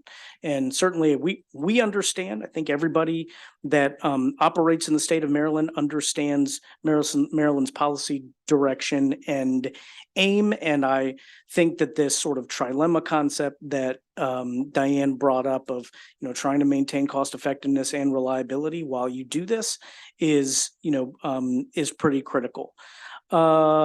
The item around, should we test the technologies? Can you elaborate on that one a little bit, please? Well, and you referred to, there are emerging technologies, but they're not coming on quickly enough. So my question is, as we see more and more high demand energy users asking for more energy, could we simultaneously require them to test these emerging technologies? Yeah, that's a great question. So here's what I'd say about that. It requires me to sort of dive into the R&D space, which PJM, we've got opportunities to pilot projects in PJM, and we do that with some level and some cadence. But here's what I'd say. I think, already pursuant to what Diane showed you, PJM is at sort of a normal risk dynamic right now in the sphere of concerns around reliability. And I think, Diane, hopefully, that what I said was accurate. Because there are a ton of deregulated states in the PJM footprint, the hope is that those folks that are out there doing this R&D work and who are working on the next major piece of tech will say, where am I going to go to get my return on this great technology that I have advanced? I'm going to go to the PJM footprint because I can participate in markets and I can get a return. Okay. If you are not in this overarching market space, then you're going to have to work through a utility to conceivably get it done from a generation standpoint. So the small modular reactor, if you want to build it in Georgia, okay, you've got to go through the Southern Company in order to make that happen. But in PJM, we've got many states that are deregulated. You can find your way onto the footprint. Obviously, we'd want to make sure the technology is safe, but you find your way onto the footprint and get a return that way. Thank you, panel, and thank you, Mr. Chair. Okay. Vice Chair Kagan? Thank you, Mr. Chair. Good to see you guys for the second time. Colleagues, since I had to leave early from King of Prussia, I actually made a return visit and they were kind enough to welcome me again. So Stuart, nice to see you for a second time. So I'm a word nerd and there were two things that were on your slides that I just need brief clarification. One, following up on what the chairman asked about. So Brandon Shores, you said we may need government intervention. It wasn't clear whether that was federal or state and exactly what that means. Is that legislative? Is that the governor's executive? So I can pause and then go to the second question. Anybody, please. Anybody, please. That's my response. The mayor of Rockville can do this. No, well, look, I think it is a very unique situation. This is I'm not a PJM historian by any means, but certainly, this is the first time that we've said, hey, can you please stay on in line and run Right. for a little bit of time? Where the generation owner has said, no. And, and again, look, I don't want to sort of, dive too deeply into the reasons behind the no. Certainly there are economic considerations, certainly there are environmental considerations. There's also a private agreement that has been executed between Talon and an NGO. And so we are working with these parties to try and find a meeting of the minds between those two parties that have executed this agreement. We're having those discussions. To the extent that those discussions do not find their way to ultimate solution, we cannot let Sure. this situation evolve into a place where, and look, Diane put in her slide deck that we can obtain this 202C order. We do not want to have that be what we resort to. So And as you know, I'm just going to go briefly because I know we are Sure. running short Sure. of time. As you know, we have a 90-day session and the clock is ticking. Yes, So absolutely. if there is Sorry. something I that get long-winded as well. Sorry. government intervention is Yeah. needed, we'll need to understand what that might look We like. will be in touch. Okay, I assume that. The second thing that you had on a slide that I was looking for clarification, you said we sorted the queue. So first off, I would like clarity on who's we. I want to know, so literally, is that staff, is that board, is what sort of oversight, what sort of transparency? And I'm channeling my inner delegate Lori Charkoudian on transparency on Sure. that. Is there some accountability, and who picks, application A over application B? And I heard you say about preparation and ready, sort of shovel ready, Sure. we're familiar with. Thank you. How the sorting would occur Mhm. was agreed to within the confines of the interconnection reform that the PJM stakeholders pretty overwhelmingly supported and was filed with the FERC and approved by the FERC. So the methodology and the criterion were approved by the regulator as well as the timeline. So you're saying that it was objective and there was no subjective judgment on any of it? And so fair. If Jamie DeMarco was looking at it, he would have come up with the exact same outcomes and the exact same priority order? That is a lot of, please Hypothetical. agree 1,000% but what I would say is that again, the criterion for evaluation was agreed to, approved by the regulator, and it is primarily an engineering analysis as well as a sort of financial competency analysis as well. Okay, appreciate that. Jamie, David, when it's your turn, I'd love to know about those. Thank you, Mr. Chair. Okay, final question is Senator Mary Beth Carrozza, and then we'll go to next up to Mr. DeMarco and then Mr. Platt. Thank you, Mr. Chair, and I want to thank you, Mr. Chair, for providing these briefings. These are complex energy issues affecting our constituents. And I appreciate the thoroughness. I know we spent a lot of time on some complicated issues. It seems to me the key here, the theme of the day, is reliability. And I'd like to bring that focus on reliability back to our constituents. I heard Ms. Holder say that the Black Start resources diminishing could directly affect health and life of our constituents. Mr. Hague, I heard you talk about the Brandon Shores Wagner issue, which is right in front of us, an immediate issue, what that could mean for reliability of energy to our constituents, and cost overall. And so when I looked at your page on the Maryland takeaways page, my question is, given what you presented with these current reliability issues, is it a fair takeaway that they will negatively impact our constituents if we do not, in the not so far future, better manage the pace of changes in Maryland's energy policies? And I know Ms. Holder doesn't comment on those type of issues, but Mr. Hague, given that you talked about the takeaways, I'd like you to respond. Yeah, I think, Senator, thank you for the question. I think we are balancing a series of risks and harms here. And I'm not trying to advance political speak. I truly mean it. And it's part of this energy trilemma. I think universally, we recognize as a nation, as a grid, as your state, that we have this climate crisis. Okay, so that's sort of one set of risks.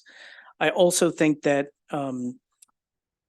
economically, families, one of their biggest expenses is their utility bills. And we've got to be very conscious of cost to consumers. And that's what Mr. Lapp and his wonderful agency tries to assist with on a day-to-day basis. The reliability piece is not something that is typically felt by consumers. Okay, but when it is felt, it can result in some pretty grave and some pretty harmful impacts to consumers. And one only needs to look at Winter Storm Uri in Texas and the loss of life there.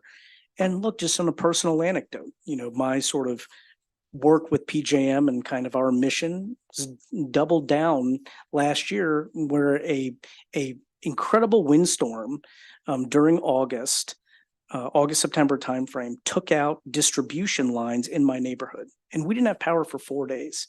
And it was very costly from a combination of economically for my household, as well as from a health perspective for my household. And so I think we are trying to balance all of these risks. This is an industry where I'm going to get on my soapbox for 2 seconds. This is an industry where it's just like so much blame and volley tossed around, and it's constant. It is a constant stream of it. I think generally speaking, we're all trying to do the right thing here.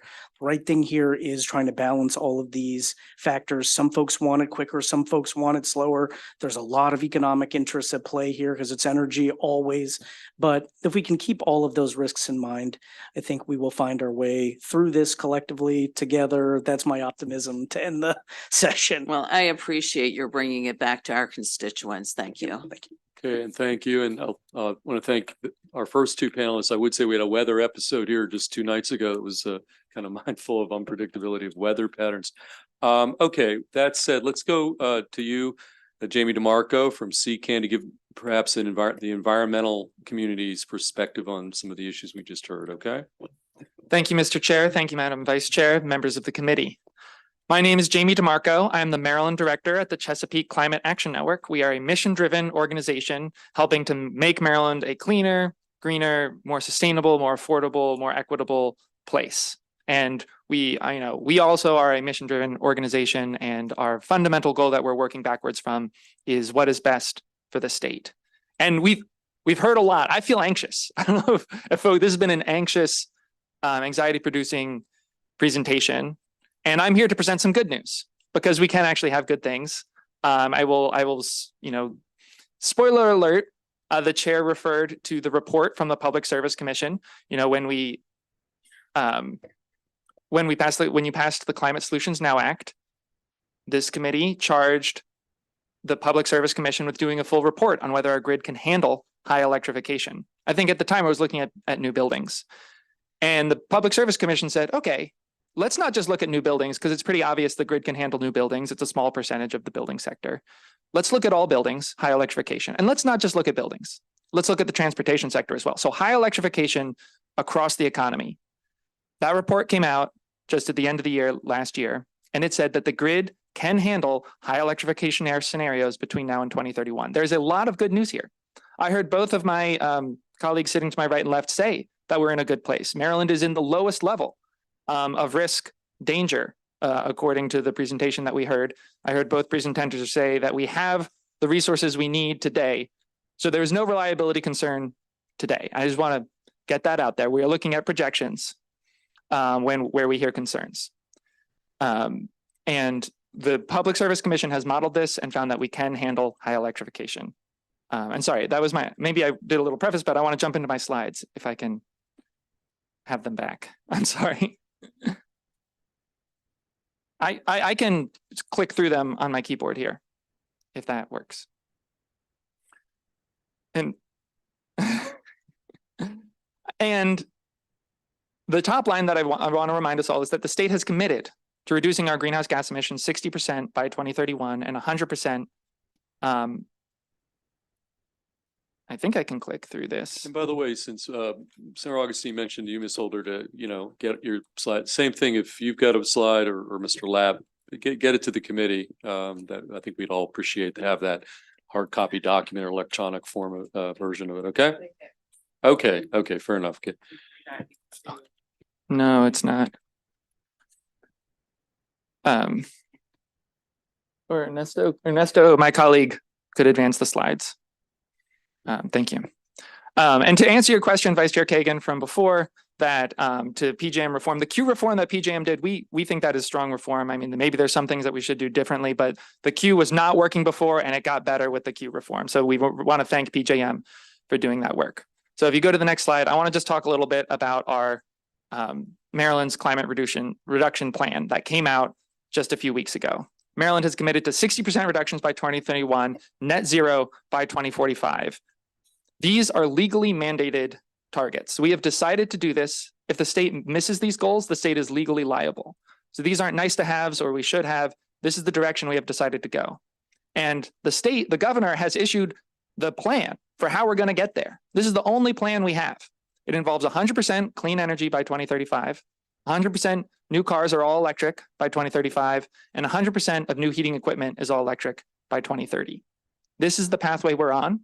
The decision that we have before us is not whether we want to go this way. We have decided as a state, and Governor Moore has said that we are going this way. The question we now have before us is how do we do it in the most equitable and cost-effective and reliable way? If you go to the next slide.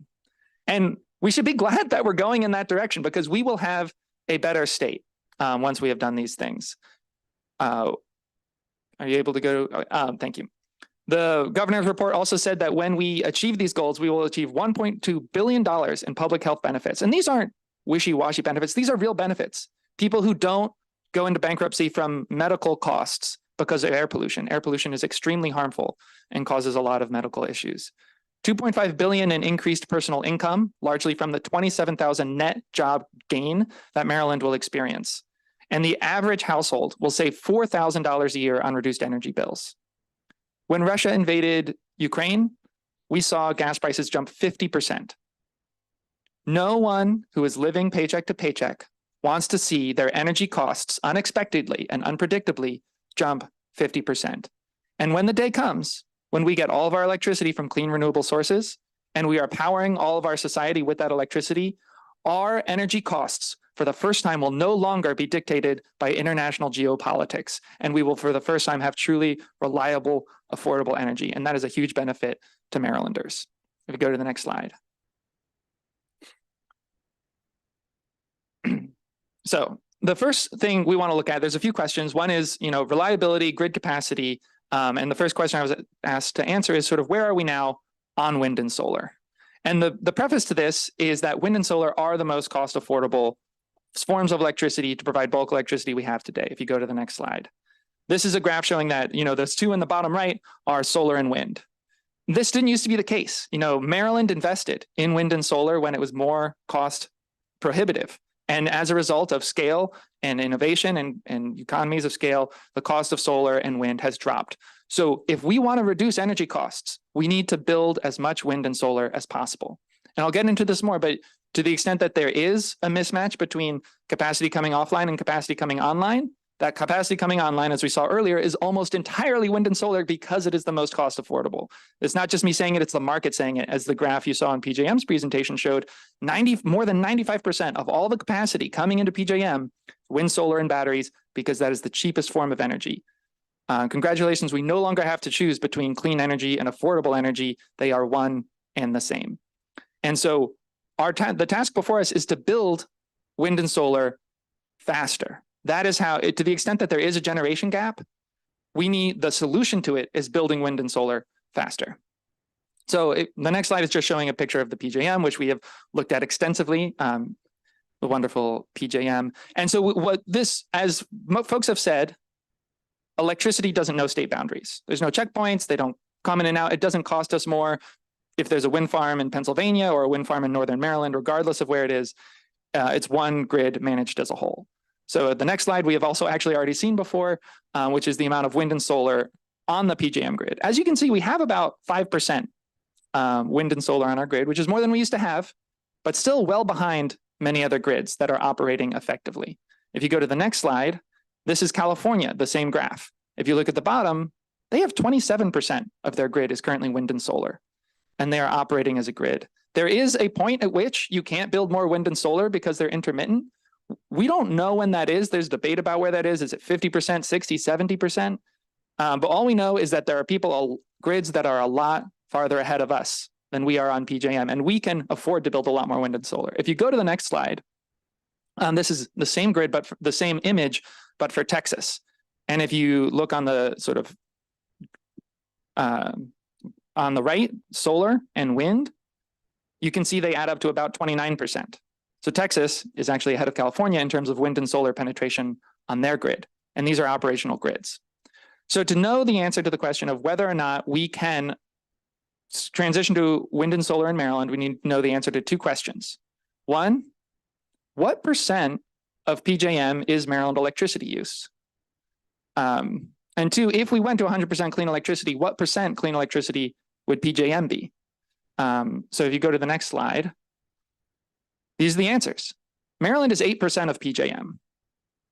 If we tomorrow, and PJM is currently at 5% wind and solar, if we tomorrow flipped a switch and our state was at 100% wind and solar electricity, then the PJM as a whole would be at 13% wind and solar electricity, which is still less than half of what Texas is.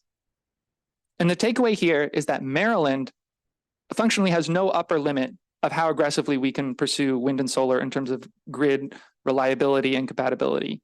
We are landlocked in PJM with various states like West Virginia and Ohio that, you know, the former speaker in Ohio went to jail in order to preserve those coal plants. They are deeply committed to conserving those plants. And part of what we have to think of in Maryland is to decarbonize the PJM grid, we have to do all the work of Maryland and kind of have to pick up the slack for some of the states on our grid as well. So that's the first question, is where are we now on wind and solar? Very little, and we can afford to build a lot more, and not both because it's cheap and because there's a lot of room for growth in PJM. If you go to the next slide, and the next question is sort of what happens when coal plants close? I'll emphasize again that we have heard testimony today that we are in a good place now in PJM. There's no concern right now. We are low risk, the lowest possible designation of risk for sort of reliability. And we've heard the word concern, I think about 100 times today, but we've heard very little sort of, here is what we are projecting, you know, on current trends, on this scenario, this is how much we're going to fall short. And the only place we've heard that is in the February of last year report that PJM referenced earlier. And so I want to take a look at that report. And here's the sort of key image from that report. You see on the left is generation today, and on the right is generation in 2030. And the clear narrative is that we have a lot of reserve right now, we're running out of reserve, and things are looking pretty dire. To understand this graph, we first need to look at a different graph. And if you go to the next slide, this is an advertisement for Chevy. This advertisement is used in science textbooks because Chevy is advertising that a lot of their trucks are still on the road in 10 years. And it looks like they're twice as good as Toyota until you look at where the y-axis starts, which is at 95%. And so Toyota and Chevy are actually pretty close to each other, and the graph is deceiving. This is used in textbooks to show students never, ever put a bar chart where the y-axis doesn't start at 0. I'm seeing some affirmations. Never, ever make a bar chart where the y-axis doesn't start at 0. If your goal is to convey information sort of dispassionately and informationally without an agenda, then you would not set the y-axis to start at something different 0. So if we go back to the chart we were just looking at, the first thing that we can see so go to the next slide, and I have it up coming up again, is that the y-axis doesn't start at 0. And so this, just at first glance, is not as scary as it looks. If you click to the next slide, I tried to fix this graph by showing this about how far the bar graphs would go down if the y-axis actually started at 0. But there's still a projected gap here, you can see. And I'll say also of this that when we're talking about new generation coming online, this is already accounting for the sort of 7-to-1 ratio that we heard earlier. A lot of people are saying that, or as we've heard earlier, there's some people think you should calculate that for every megawatt of gas or coal that you retire, you should get 7 megawatts of solar, sort of 7-to-1 ratio. And we heard earlier that's based on a 100 gas plant running 100% of the time. A lot of gas plants run about 64% of the time. A lot of offshore wind runs about 45% of the time. So I don't think that 7-to-1 ratio is right, but that's what we've got in this graph. This already accounts for that. If you go to the next image, it is based on this slide we also saw earlier. And the big concern with this is that on the left, you can see the green bar is how much renewable energy was added to the PJM grid in 2022. That is not, that's shovels in the ground, that's steel in the ground, really added. And then you can see for the second half of the decade, this report is projecting that we will have lower levels of wind and solar addition to the grid than we have today, which I think is a pretty bold claim to make, given that for 10 years, we have seen a steady increase in annual additions of wind and solar at an annual rate to the grid. That number has been going up. At the very least, that number should be flat in terms of annual additions. And we think if you're following trends, if you go to the next slide, this is annual additions of wind and solar in kilowatt hours to the PJM grid since 2014. As you can see, there is a clear trend line up. Instead of following this trend line in their projections, PJM took all these bars and averaged them and said, that's how much we think we're going to be building every year in 25, 26, 27. So PJM is here today saying, we think that there's going to be a projected shortfall. We aren't bringing wind and solar on fast enough.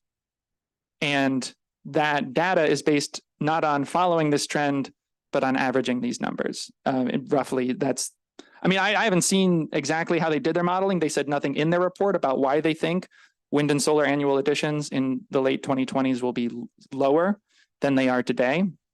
But that is what they projected. And this is despite the Inflation Reduction Act. This is despite the fact that that's the time when offshore wind turbine is going to be coming, sort of connecting and coming on a large scale and at numbers that we've never seen before. So we think that there is enough capacity coming onto the grid to match the grid demand. If you were to follow this trend, and if you go to the next slide, this is what we think this graph should really look like.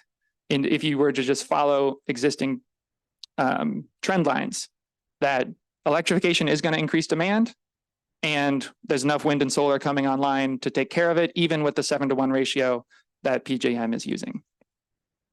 So that is overall demand. Overall demand, we have enough right now, and we think that in the future, we are still going to have enough because wind and solar are coming on more quickly. I do share PJM's concern that a project will go through the PJM queue, and then it will be blocked by local opposition. Right now, every project has to fit a narrow needle between two Venn diagrams that don't necessarily have a lot of overlap. On the one hand is where PJM will allow a utility scale solar facility to be built, and on the other is where localities will allow utility scale solar to be built. So a solution is to allow utility scale solar to be built in more places, make it harder for local jurisdictions to block or ban utility scale solar. And there's going to be legislation this year to do that. The recommendations that we heard previously are to help there be more generation, and we think that will help.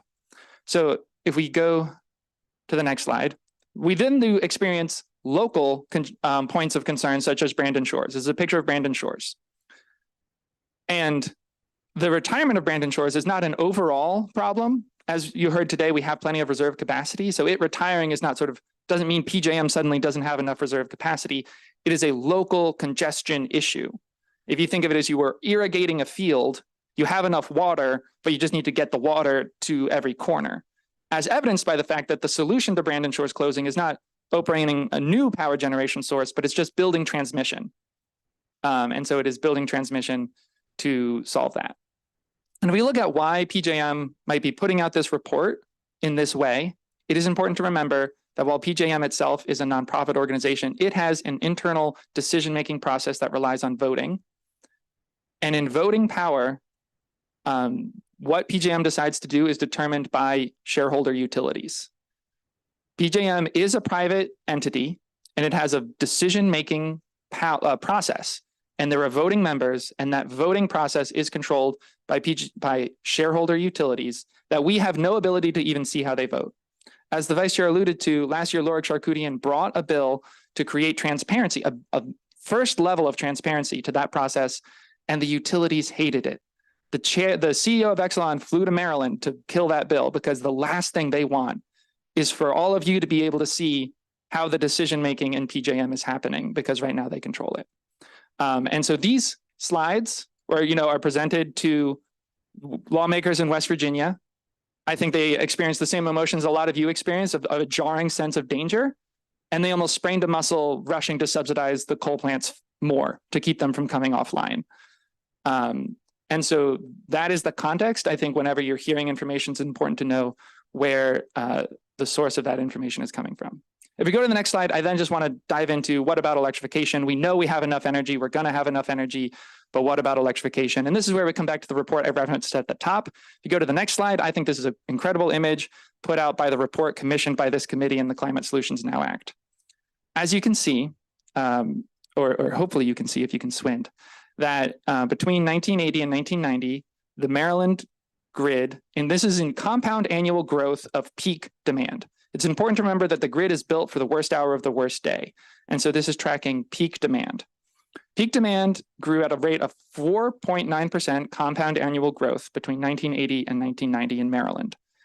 And then, 1.2%, 1.6%. And then, by the way, in that 2010 area, around that time, PJM and the utilities were throwing up their hands saying, we need a lot more power plants. We need a lot more coal and gas. There's going to be a whole lot more demand. We need a lot of money to build a lot of new plants. And Governor O'Malley said, well, hold on. What if instead of building lots of new plants, we instead spent a fraction of that amount to invest in energy efficiency, and instead of building new power plants, reduced energy through energy efficiency and created the Empower program, which has been incredibly successful. That's why you see between 2010 and 2020, electricity demand in Maryland actually shrank. So then let's look at electrification and the future. In the worst case scenario, if we electrify with bad technology and don't do any demand response, then the electric grid between now and 2031 in a high electrification scenario will grow at 2.1%. But if we electrify with best-in-class technology and we do some demand response, and demand response means, controlling when things get used. Nobody cares when their water heater heats, so long as the water is hot when they want it. Then peak growth of peak demand will grow at a compound annual growth rate of just 0.3% every year between now and 2031 in a high electrification scenario. So we can do this. We can, if we have done 4.9%, we can do 0.3%. And a lot has changed since those years, and even since the 2000s when we grew at 1.6%, including a lot of grid enhancing technology. A transmission line basically picks the worst hour of the year and then operates at the transmission to make sure that it can operate at that worst hour, meaning the worst temperature. But if you just put a thermometer on a tower, you can know it's not the coldest day of the year and then operate that transmission at a higher capacity. And that kind of communicating technology didn't used to exist. I have solar and battery at my house, and I have my system set up so that whenever there's peak, my house doesn't pull from the grid or even sells back to the grid. And that is a technology in the same way that none of us were on group chats in the 1980s. None of our equipment was either. But today, all of our technology is talking to each other, and we have an incredible ability to do demand response and have technologies still meet everyone's need and not pull energy at peak in a way that we never had before, especially as equipment is being rolled out with batteries. Electric hot water heater with a battery can pull at any time. And that really concludes my slides. The takeaways I want to have are a few reasons about why there's no other way other than electrification. And I'll try to go through these quickly. Yeah, but some people, go through them because we really want to get. Okay. Some people say we can use renewable natural gas instead of electricity. If you go to the next slide, This graph shows that sort of middle orange bar is the total capacity of renewable natural gas in the country based on if we made renewable natural gas out of all the cows. And on the right is the California use of natural gas. So there's no way that renewable natural gas is going to replace natural gas. If you go to the next slide, people also talk about hydrogen. Next slide. What really matters about hydrogen is how it's generated. If you generate natural gas to make hydrogen, it's not clean, but wind and solar to make hydrogen, that's clean. And we think hydrogen will have a part in the economy to come, but not for heating homes or moving cars. If you go to the next slide, this one's kind of hard. I had trouble figuring this out, but it's the x-axis is how many more times of wind and solar you would need to heat this technology through wind and solar if you were doing hydrogen. So if you had a wind turbine that made hydrogen, then you pumped that hydrogen to a home and lit it and ignited it to heat the home, you would need 7 times more wind turbines than if you just use that wind turbine to generate electricity to heat the home with a heat pump. So we should be electrifying things if we don't want to be building 7 times more wind and solar as opposed to hydrogen. So electrification really is the only way to our climate goals. And the last slide is just my takeaways. Build wind and solar as quickly as possible. That's what we heard today. There is a gap between resources coming offline and resources coming online. And the solution is to have more resources coming online. We are not coming to you as environmental advocates with any legislation that would close coal and gas plants faster. The economy is closing them fast enough. We are not advocating for that bill right now. Engage in proactive transmission planning. Don't just sort of react when there's a problem, but say we know where we need to go and we need to skate to where the puck is, such as we did with the Power Act and the transmission that looked at, and electrify everything with efficient technology and demand response, and compound annual growth of the grid will be only 0.3% per year. Okay, thank you, Mr. DeMarco. Senator Gallion, before we let's let Mr. Lapp's been patiently waiting here for let's take him, get his testimony in, and then any questions for either Mr. DeMarco or Mr. Lapp, and then we can wrap up. So why don't you hold off until then? So Mr. Lapp, it's all yours. Great, thank you. And thank you, Chair Feldman, Vice Chair Kagan, and members of the committee. I'm grateful to have the opportunity to speak to you all today. I'm going to address, I'm going to avoid some of the points that Jamie made. I might touch on, just refer to them because they're in the slides, but I'll try not to be repetitive. And I will end up getting to some of the questions that I think Senator Young, Senator Washington, and some of the others have made. I want to start. David, before you do that, I think it would be helpful because you haven't been here that many times. Just refresh everybody's name, who you are, and what your office is, and what your mission is. Yes, and that's the first slide here. So I'm David Lapp. I'm Maryland People's Counsel. I'm appointed by the Attorney General, confirmed by the Senate. And our responsibility, as you see here on this slide, is to protect the interests of residential customers. So I'm going to focus on customer issues and the impact on utility customers of a number of the things we've been talking about. And I'm going to sort of breeze through some of these slides. You can take a look at them more closely later, but that first slide is really about our statutory responsibility. And our next slide, I want to talk just briefly about utility regulation generally and how utilities earn their profits. Because without understanding the need for utility regulation and how they earn their money, it's hard to understand how to regulate them. Utilities are monopolies, and they have exclusive franchises that the state has given them. Their competition generally does not restrain the prices that they charge. That's the role of regulation. The utilities' interests are different than Maryland's interest and then consumer interests. Most of the Maryland utilities are controlled by parent companies that have many diverse interests. BGE is 18% of Exelon. The rate base of BGE is 18% of Exelon's rate base. And so Exelon BGE's owner has multiple other jurisdictions and entities, and it has to evaluate everything that goes on from that perspective and advance its shareholder interests. So regulation serves the purpose of restraining prices, of optimizing utility performance. We want utilities to perform well in the service of customers. And we have traditional consumer protections that we need from monopolies. And we want to make sure they operate consistent with state policies. The Maryland Supreme Court, I think this is an interesting way to think about regulation. And we have a Maryland Supreme Court decision that talks about the role of regulation as a substitute for competition. In other words, regulation is supposed to supplant competition. And so where competitive forces aren't forcing utilities to make good decisions, that's where regulation is supposed to step in. And these are some quotes from that. That regulation, the Supreme Court has said, is pervasive and subjects utilities to extensive government control over the rates, service, and operations of the utility. And that regulation comes through the General Assembly and the Public Service Commission.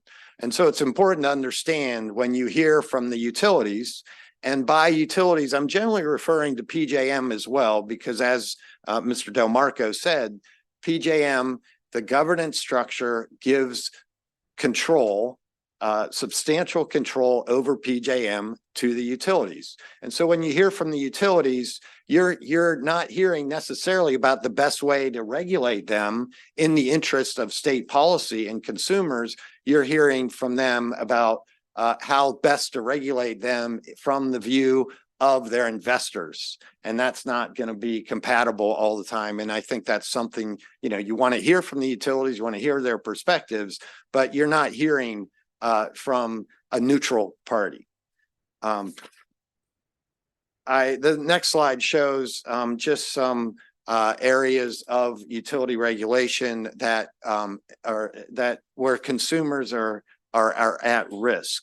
Some of it is from utilities expanding into other businesses that shouldn't be part of the monopoly, but monopolies like to expand what they do into new areas. So that's something, and then we have concerns that ratepayers are paying for other business opportunities of the utility. The main one that I want to focus on here, and that comes into a lot of what you heard today, and also some of the, it's really an across the board issue, is the inflated capital spending that benefits utility investors. And if you can go to the next slide, it is the capital spending that increases the utility's rate base, on which they earn their profits. So big capital projects, big investments go into rate base, and the rate base is multiplied by the utility's rate of return, which is generally between 9 and 10% after you account for taxes. So it's pretty substantial. And whatever is in rate base is paid out, but is paid off by customers, the principal plus the rate of return, sort of like a mortgage. You pay on your mortgage the principal and the interest, and you pay it over time. Except with utilities, again, the return is substantially higher than your home or mortgage interest rate. And many of the investments are much longer than 30 years. With gas infrastructure investments, they go 30, 40, 50, 60 years. I think with transmission, I believe it's generally around 40 years. And so over that period of time, they make $100 million investment today. For 40 years, they're getting that 100 million back plus a return on the outstanding principal of close to 10%. Utilities do not earn profits generally on commodity costs. So when you look at your bill, you'll see a commodity cost and a delivery charge, or a distribution charge, whether it's your gas or electric utility. That commodity cost is essentially a pass-through cost. That's not how Maryland utilities earn their profits. They earn their profits, again, on capital spending. And that includes big transmission projects relevant to the discussion here. So all those costs that are operating costs, they recover those costs, but they don't earn a profit from those costs. They earn the profit from the capital investment. And you can see in this next slide, this is from an Exelon investor presentation. This is what they focus on for their investors. The rate base and the capital investment going forward. That's what investors want to hear. How much capital are you spending? How many big projects are you doing? Are you increasing the rate base? That's what this slide shows. And you can look at, there's numerous slides that are consistent with this from Exelon's investor presentation. So the next slide here, these are some of the ratepayer issues that I'm going to focus on. I'm going to focus initially on the transmission issues. And then I wouldn't be doing my job if I didn't talk a little bit about the gas infrastructure spending, the tens of billions of dollars that are being spent now, contrary to state policy, which is to end the use of fossil fuels. A little bit about electrification. Jamie covered some of those, so I'll go through those quickly. And you know, there are a number of other big issues that'll come before the committee, but I may not get to them. But that quote on the right, I think, is an important one, because what we do when we talk about regulating utilities is we look at what are the services that are monopoly services and so need to be regulated tightly, and where can we use competition as a force to keep prices down and to drive innovation. You've heard a little bit about that. And what we want to do with utility regulation is we want to use competition where it benefits customers. And I'm going to get to more about that in a moment. Senator Young asked who pays for all this. And I want to be clear that Mr. Hawk referenced that these costs may go to region-wide transmission or to the transmission owners for more local projects. That is true in a very technical sense, but all those costs go to customers. So all these costs that we're talking about here today, the $785 million transmission fix for Brandon Shores, all goes to customers. And they get divided up, you know, between Maryland customers and other customers. 534 million of Brandon Shores is to Maryland customers. So most of Brandon Shore transmission fix is for Maryland customers. And what is that? That's a major transmission investment that benefits utility shareholders. So if there's not a good process to make sure that's the least cost option, that's a big problem for customers. So this slide shows the increasing transmission costs. So transmission and generation costs that pass through PJM make up about 60% of the average Maryland customer's bill. So 60% are, you know, really federal regulated. The rest of your electricity bill is controlled, regulated by the Public Service Commission. So 60% is substantial. And you can see here that transmission costs have tripled since 2011. So these costs are going up, and they're going up really fast. And we think that without a change in course at PJM, they're going to continue to go up. These costs don't reflect Brandon Shores or other coal plant retirements. You know, this chart ends in the middle of 2022. So this doesn't reflect additional charges that are coming. So this is important to keep in mind. These costs are ballooning. And the next slide here shows one of the reasons why we think that's happening. And we think it's happening because there is not a good planning process at PJM. And, you know, Jamie mentioned distribution planning. I'm going to mention gas infrastructure planning for the projects at Maryland gas utilities. Here we're talking about transmission planning, and we need better planning across the board on all these things, because the lack of planning harms consumers. And at PJM, what we have is a very reactive approach.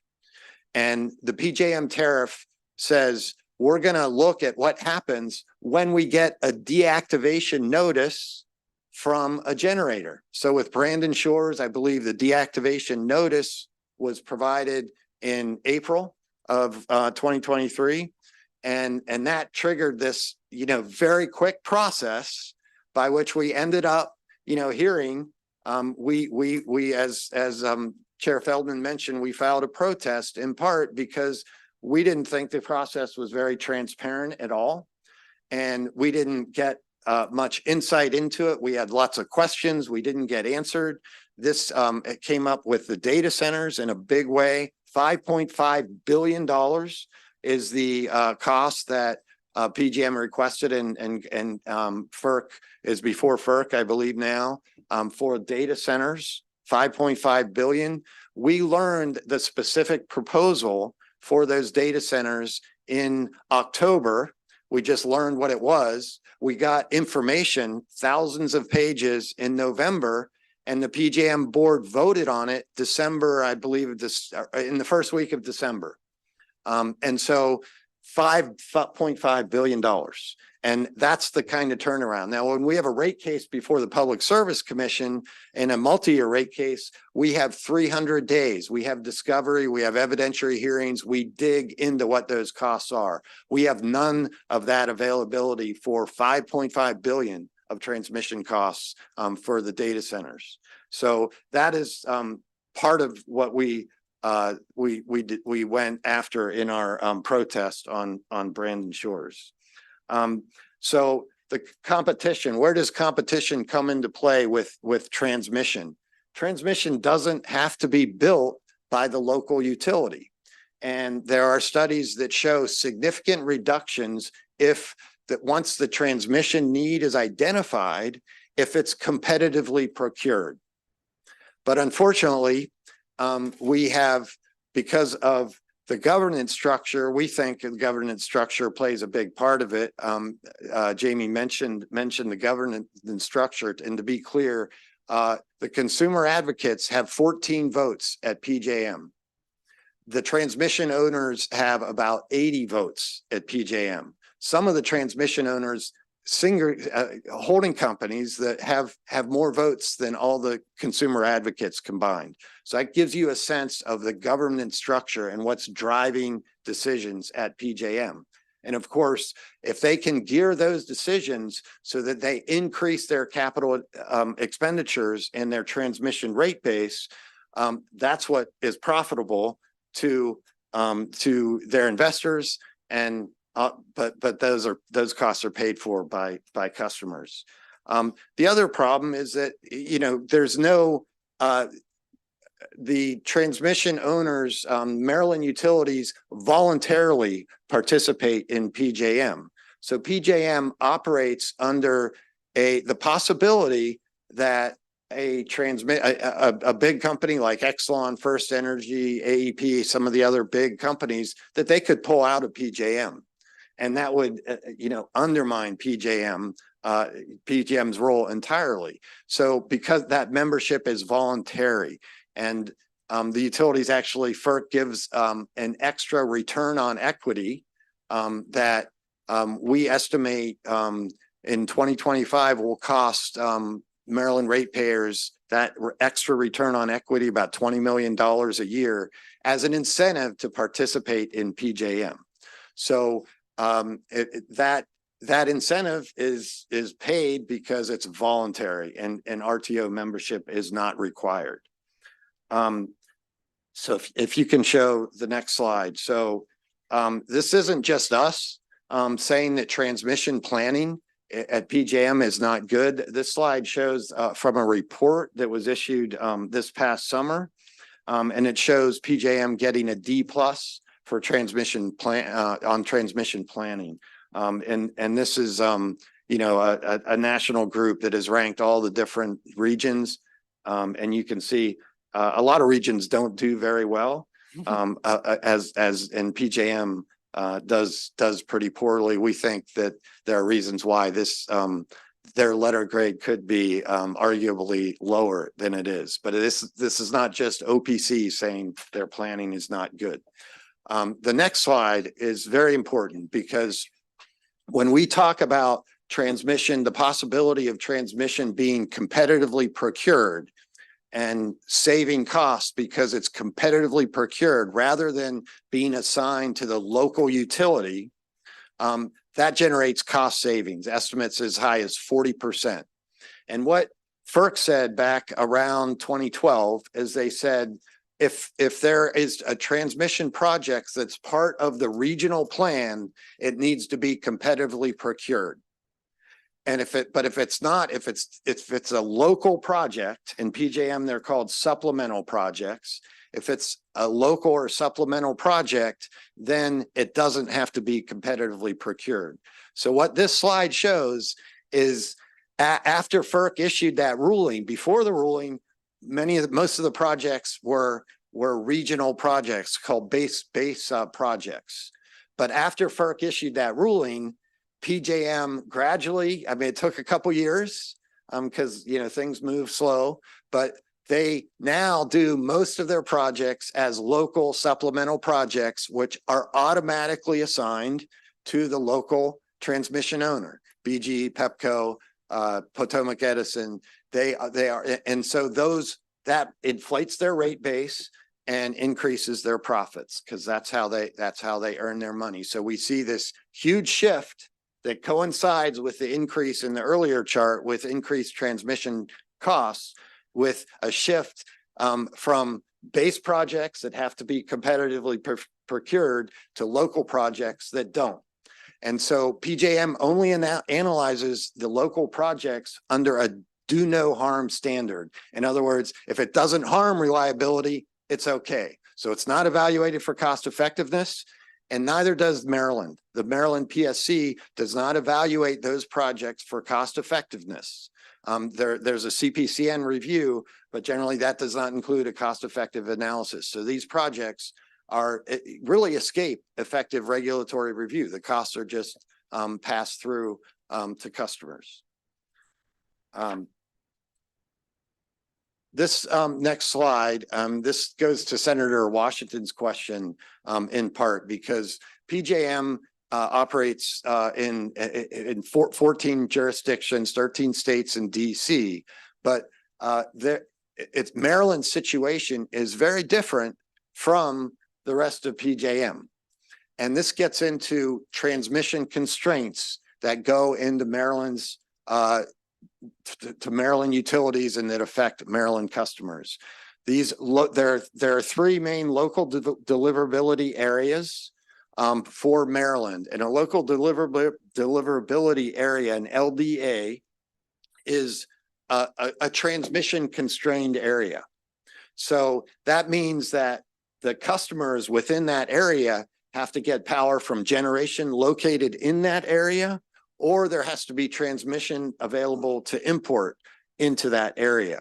And what this slide shows is that the orange bar here is the current generation, and the blue bar is generation at risk of retirement. And this slide was created in June of this summer, before Wagner's retirement. And we just had Morgantown announced as being retired, and before Wagner was announced as retired. But we created this chart, and we included Wagner, Morgantown, and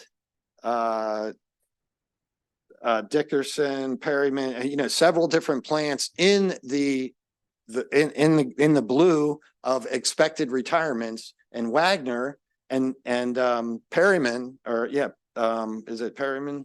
I think it's Perryman. That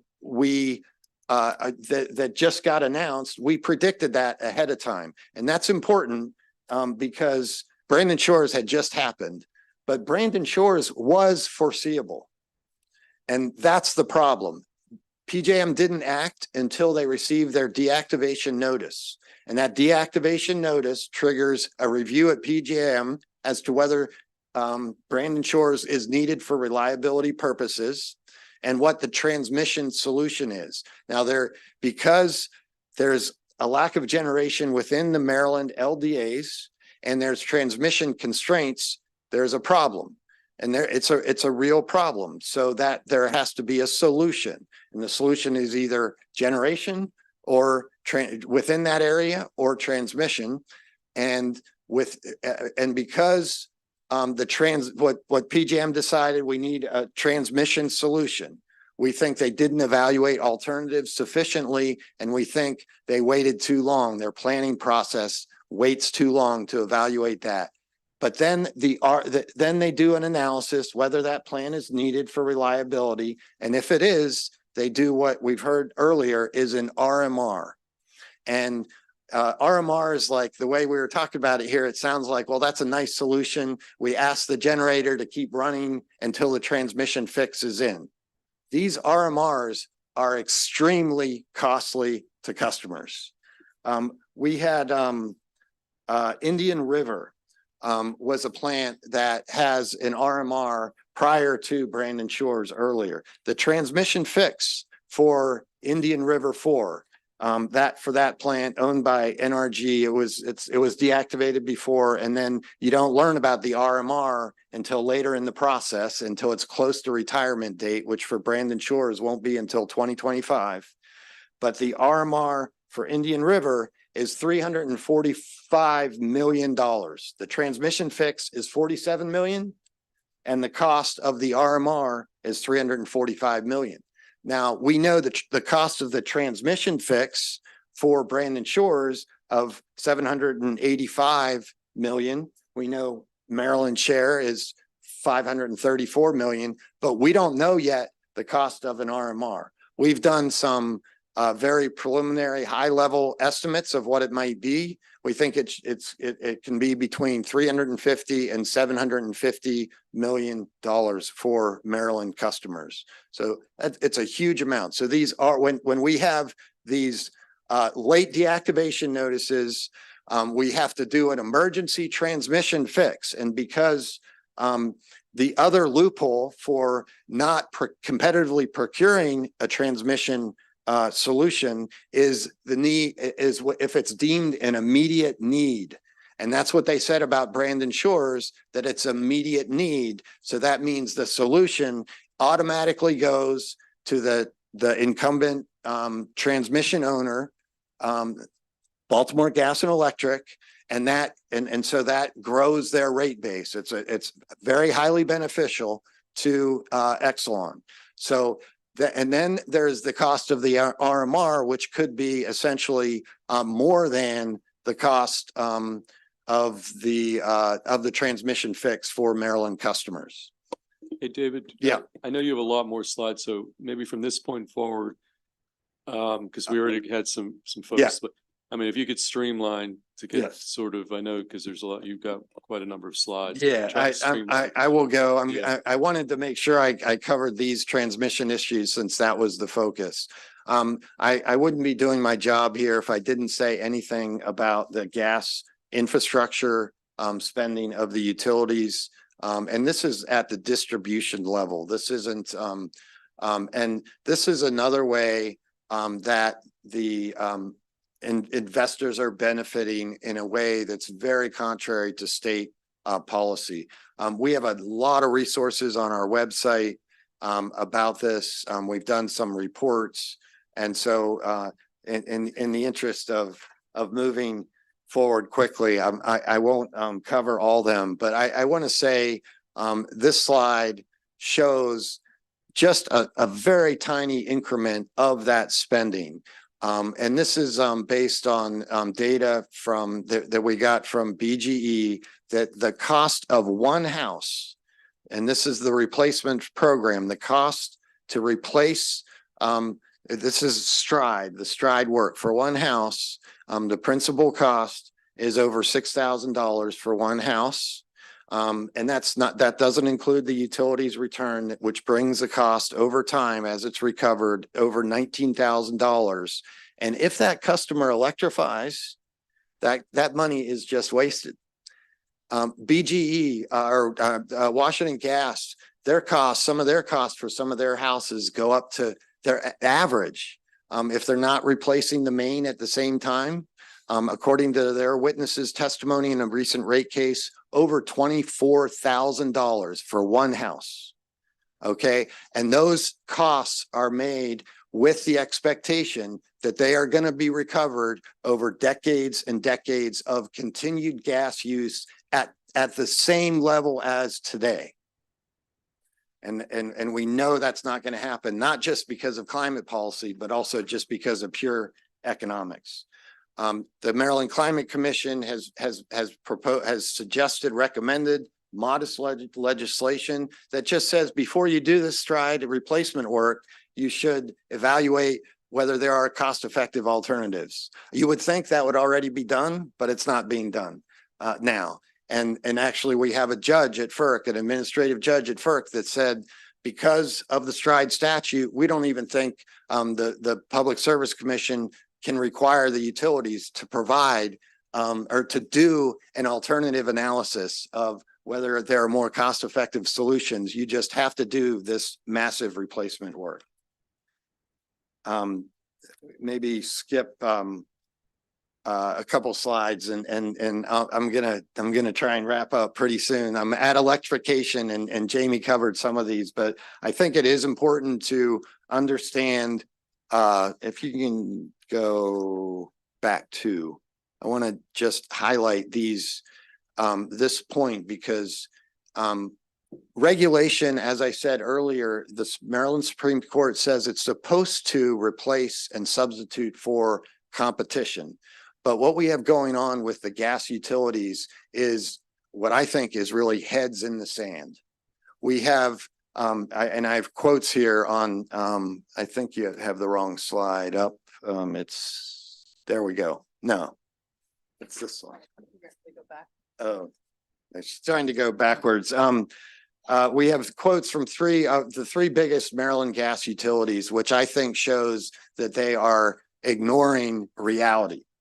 BGE acknowledges in their rate case that we will have the same delivery system delivering something different. They don't know what it is. And as Jamie showed on his slides, there are no cost-effective alternatives available. To the extent that there are alternatives, they're extremely expensive and they're not available at scale. And so BG has said we can have gas consumption decline by 70 or 80%. And that's not more important. What's more important is whether we need gas to serve as backup heat. Columbia Gas said in a recent filing with the commission that it is not aware of any heat pumps currently available that will require no backup heating system. We have in one of the slides, we have the MDE report from a couple weeks ago that says that, absolutely not. 100% can be provided by backup. Numerous studies show that. We've been saying that for a couple years.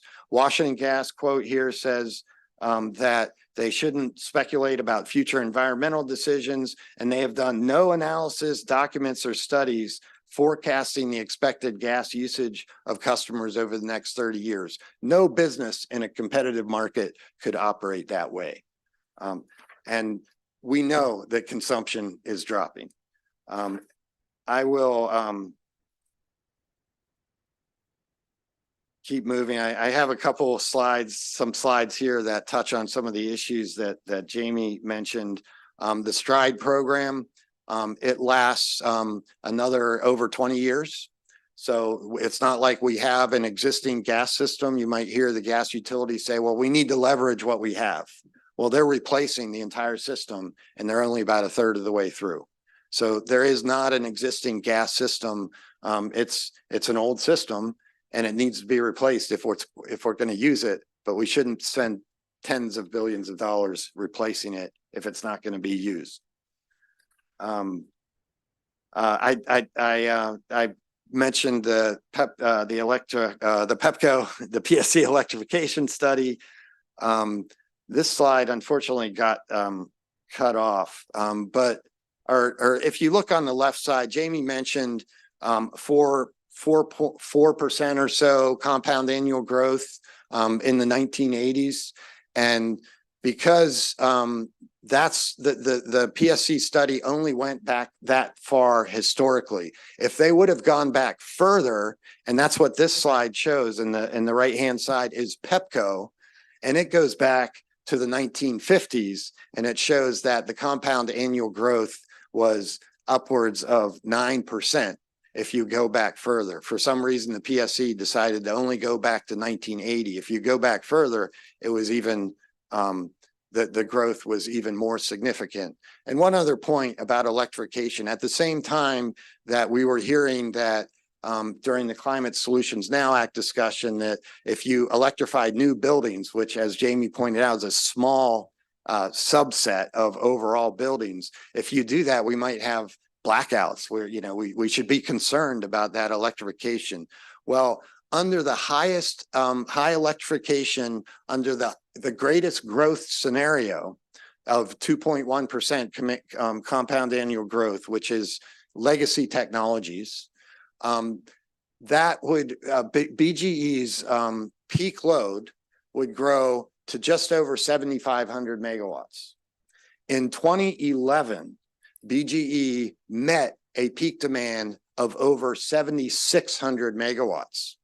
And since that time, customers have paid about $4 billion in distribution and transmission costs. So if there's a problem with electrification, we should be asking what we paid, what customers paid all that money for. I have some slides here on the Standard & Poor's rankings of state regulators. I just want to say that the data show, and there's some slides here that explain that those rankings, and you can see it in their own words on this slide on the right-hand side, those rankings are only about how the regulatory commissions are serving investors. It's not an evaluation of how well they're doing their job of regulating, which of course, the primary responsibility is to protect customers from monopolies. And what really matters are the bond ratings of the utilities, which are above the industry average and are stable and, you know, have remained stable over time despite fluctuations in these rankings of state regulators. So I will think I will wrap up there. We have a number of other issues that'll come before the committee, and I look forward to. Well, we've had a robust 3-hour briefing here, so I think this is a good time to bring closure. Yeah. So we do have some questions, and this could be anybody here on the panel, not just the final two witnesses. So we'll start with Senator Gallion, then we'll go to Brooks, and then Senator Carrozza, and then we'll see where we are. So Senator Gallion. Thank you, Mr. Chairman. So quite the briefing today. I think if folks are watching this at home, they're deciding where we're going to die from climate change or from when the grid crashes. So it's not too hopeful looking. So hopefully find some common sense solutions somewhere in there.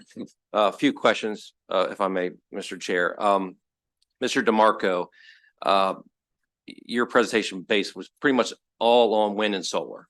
And the numbers you were going off of, I know we heard from our earlier panelists how it's, you know, it's like 5-to-1 ratio, what we actually use to what we produce. Your numbers were off of that whole PJM region, correct? Not just what Maryland's producing. That is correct, Senator. I was basing it off of all of PJM, not just what Maryland is producing. So if all the other states in that district had the same outlook as Maryland did, we'd be in big trouble, because we're basically relying on all these other states being able to produce energy so we can keep the lights on in Maryland. You're right. If every state had 100% clean electricity goals, we would then have to figure out how to get there. And the good news is we'll always have California and Texas ahead of us on the curve. So we can always see how they did it and follow them. But I don't think West Virginia and Ohio are going to pursue 100% clean energy policies in the near future.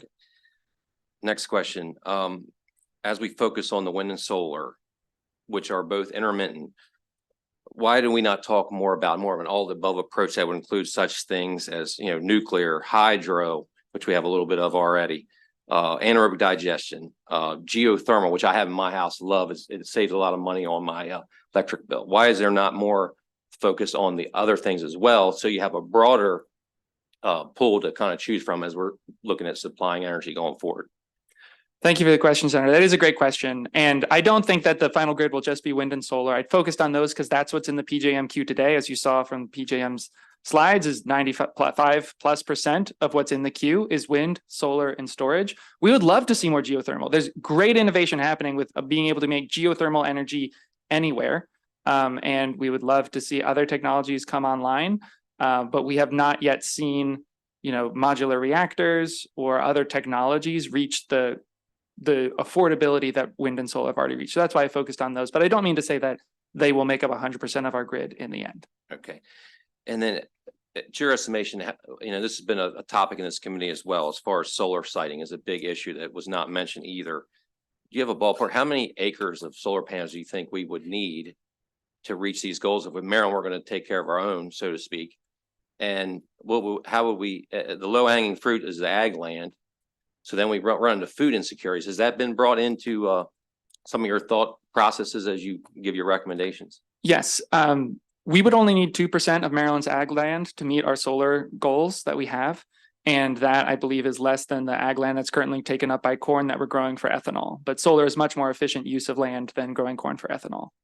Okay, thank you. And then if I could just ask one question to the People's Council. So you referenced a group that I'd never heard from. It sounds like you base a lot of your thoughts on the Americans for a Clean Energy Grid.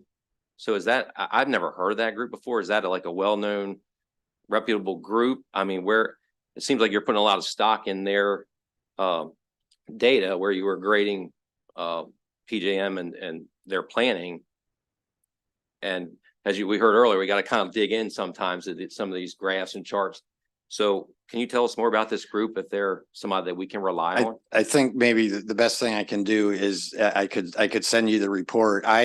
We do not base. I mean, we have filed our own independent stuff. We did analysis. We were sort of delighted by their report because we were happy somebody was looking at it, but we've been concerned about these issues, for a long time. And I really just used the slide to show that this is not just the Office of People's Counsel. There are other, and they're made up, I believe, of folks on, a lot of different industry folks on, renewables and maybe dynamic, there's a lot of transmission technologies that are not being utilized because maybe for multiple reasons, but we don't think they're being adequately evaluated. There's I'll give you an example, dynamic line ratings where the wind blows and it cools the line, which means the line can be used at a greater capacity than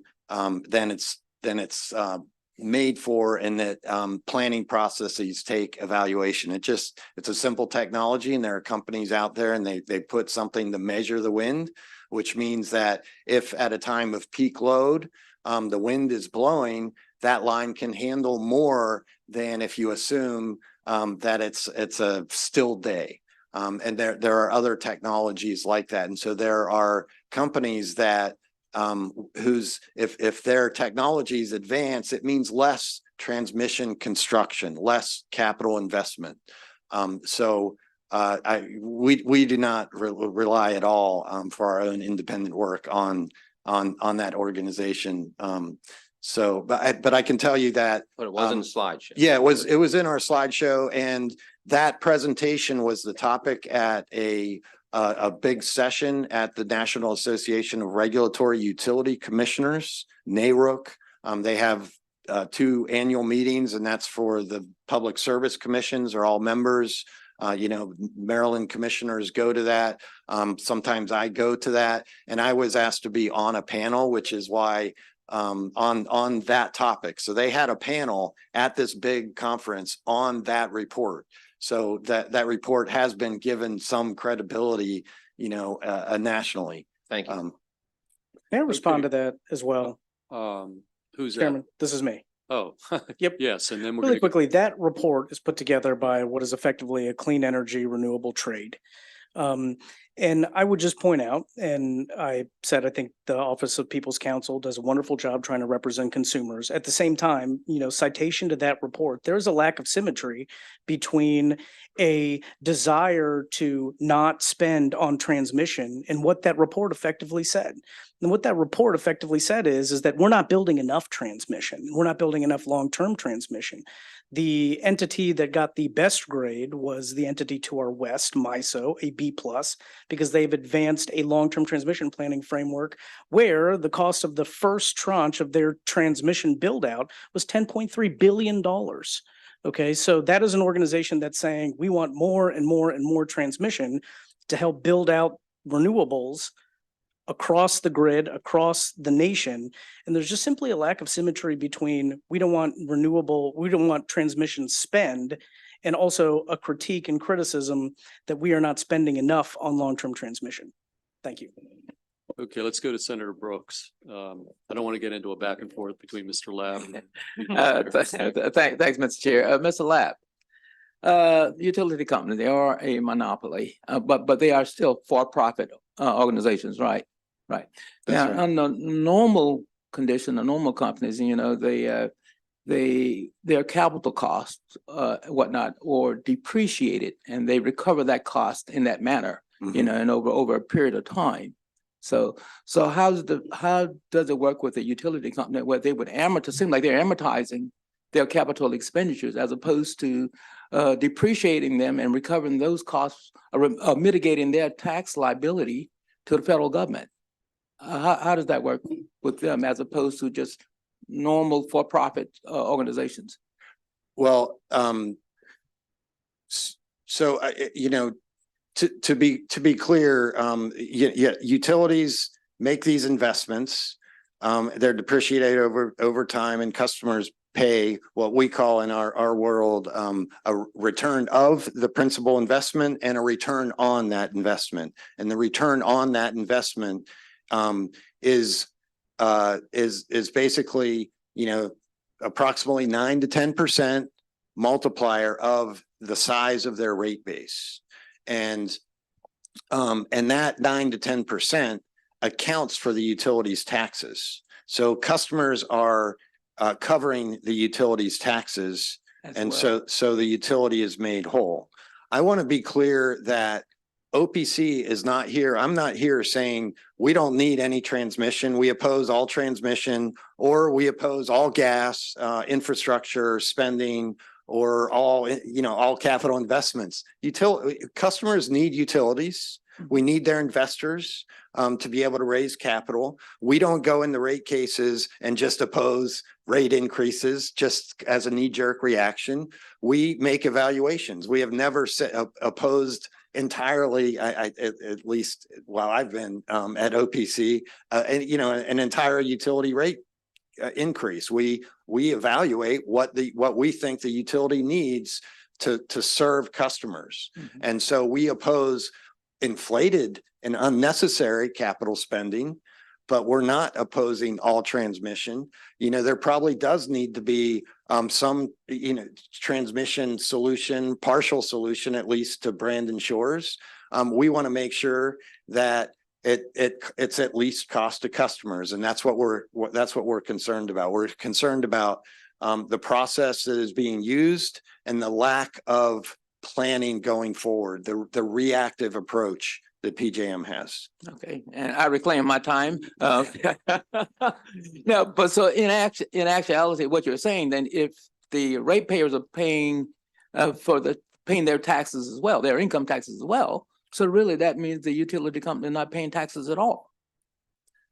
I'm not sure that that's accurate, so I don't want to. I think they do pay taxes at some level, but I'm not. I know they pay taxes at some level. I'm not sure.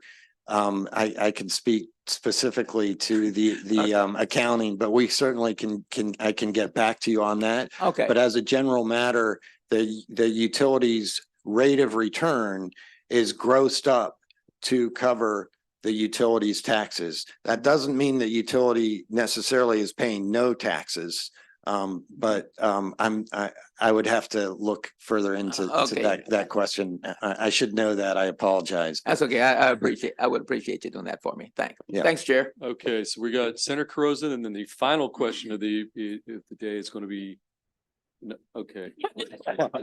It's not, okay, we're gonna go then to Senator Augustine, and then the vice chair will have the final question of the day. Okay, Senator Carozza, then Augustine and Kagan. Thank you, Mr. Chair. I have two brief questions. One's to Mr. Lapp. When you talk about affordability for consumers, are you not concerned that the Maryland Department of Environment's own climate change emissions reduction plan is going to cost $1 billion a year? As I know my constituents are concerned about that price tag. We are concerned about cost to customers generally. We are concerned that some of these costs to advance state policies are that utility customers are going to be asked to fund some of those costs when they're not necessarily costs that really should be attributable to utility ratepayers that maybe they should be paid for by taxes. We have state policies that are advanced through utility rates and that don't necessarily need to be, and from our perspective, probably shouldn't be paid for by utility customers, because that's the most regressive way to pay for the policies. So we at the same time, we are very concerned that ratepayers are paying massive costs on the gas infrastructure side for investments that will become stranded as gas consumption, as everybody knows that gas consumption is going to decline considerably, both because of climate policy, but also because electric technologies, I have some slides, I didn't go through them, they're just cheaper. You can replace, a customer can replace 2 appliances, a gas furnace and an air conditioner with 1 heat pump. And that's we've done that at my house, and we're very comfortable. We have no backup heating. We're saving money. But the bottom line would be, we're still talking $1 billion a year in new spending to meet these goals. And whether it's the utility tax, whether it's the ratepayers, it's still going to come from Marylanders. And it seems to me that the Office of People's Counsel would be concerned about that price tag. And that's what I was looking to see absolutely. We're concerned. We want things to move forward in the least cost, but we do. There are numerous analyses, and we've done some of our own, that shows that electrification is the lowest cost pathway. If the state is going to achieve its climate goals, we want the state to be pursuing the least cost pathway. Now, I don't know, that billion, I think, is it includes everything. I'm not sure, how much of that will ultimately come from ratepayers, and we, of course, will want to limit the amounts that come for ratepayers. The ratepayers are our clients in essence, and if we do too much through rates, we're really hurting the poorest people in the state the worst. Just last comment, my last question, but just as we proceed and we talk about specifics, I would expect that the Office of People's Counsel would be addressing some of those new costs under, this $1 billion plan. So my last question is for Mr. Hawk, please. During the last couple of presentations, there seemed to be a lot of information about PJM's powers. It almost sounded like they were unbridled. Can PJM simply do whatever it wants, or are their operations regulated by the federal government? Yeah, thank you, Senator. So we are regulated by the Federal Energy Regulatory Commission. That is generally a 5-person body that goes through an appointments process and Senate confirmation. The stakeholder process, and something that I wanted to mention about this was, look, I understand that there could be the evaluation of legislation related to PJM stakeholder process voting. The one thing that I did feel was a bit needed a bit of clarification is sort of the number of entities that are under the utility umbrella and then the consumer advocates. And the reason why I wanted to mention this is that, you know, for something to become, quote, PJM law, and there is no such thing, but let's just call it PJM law. It goes through sort of the final committee, which is the members committee. Okay, and that committee consists of 5 different sectors, one of which is the end use customer sector. And if something is going to become PJM law, it requires 2/3 of the voting entities within those 5 sectors to vote in the affirmative. Okay. Now, these are sector weighted votes. And so what this means is that the end use customer sector is 1.0 votes.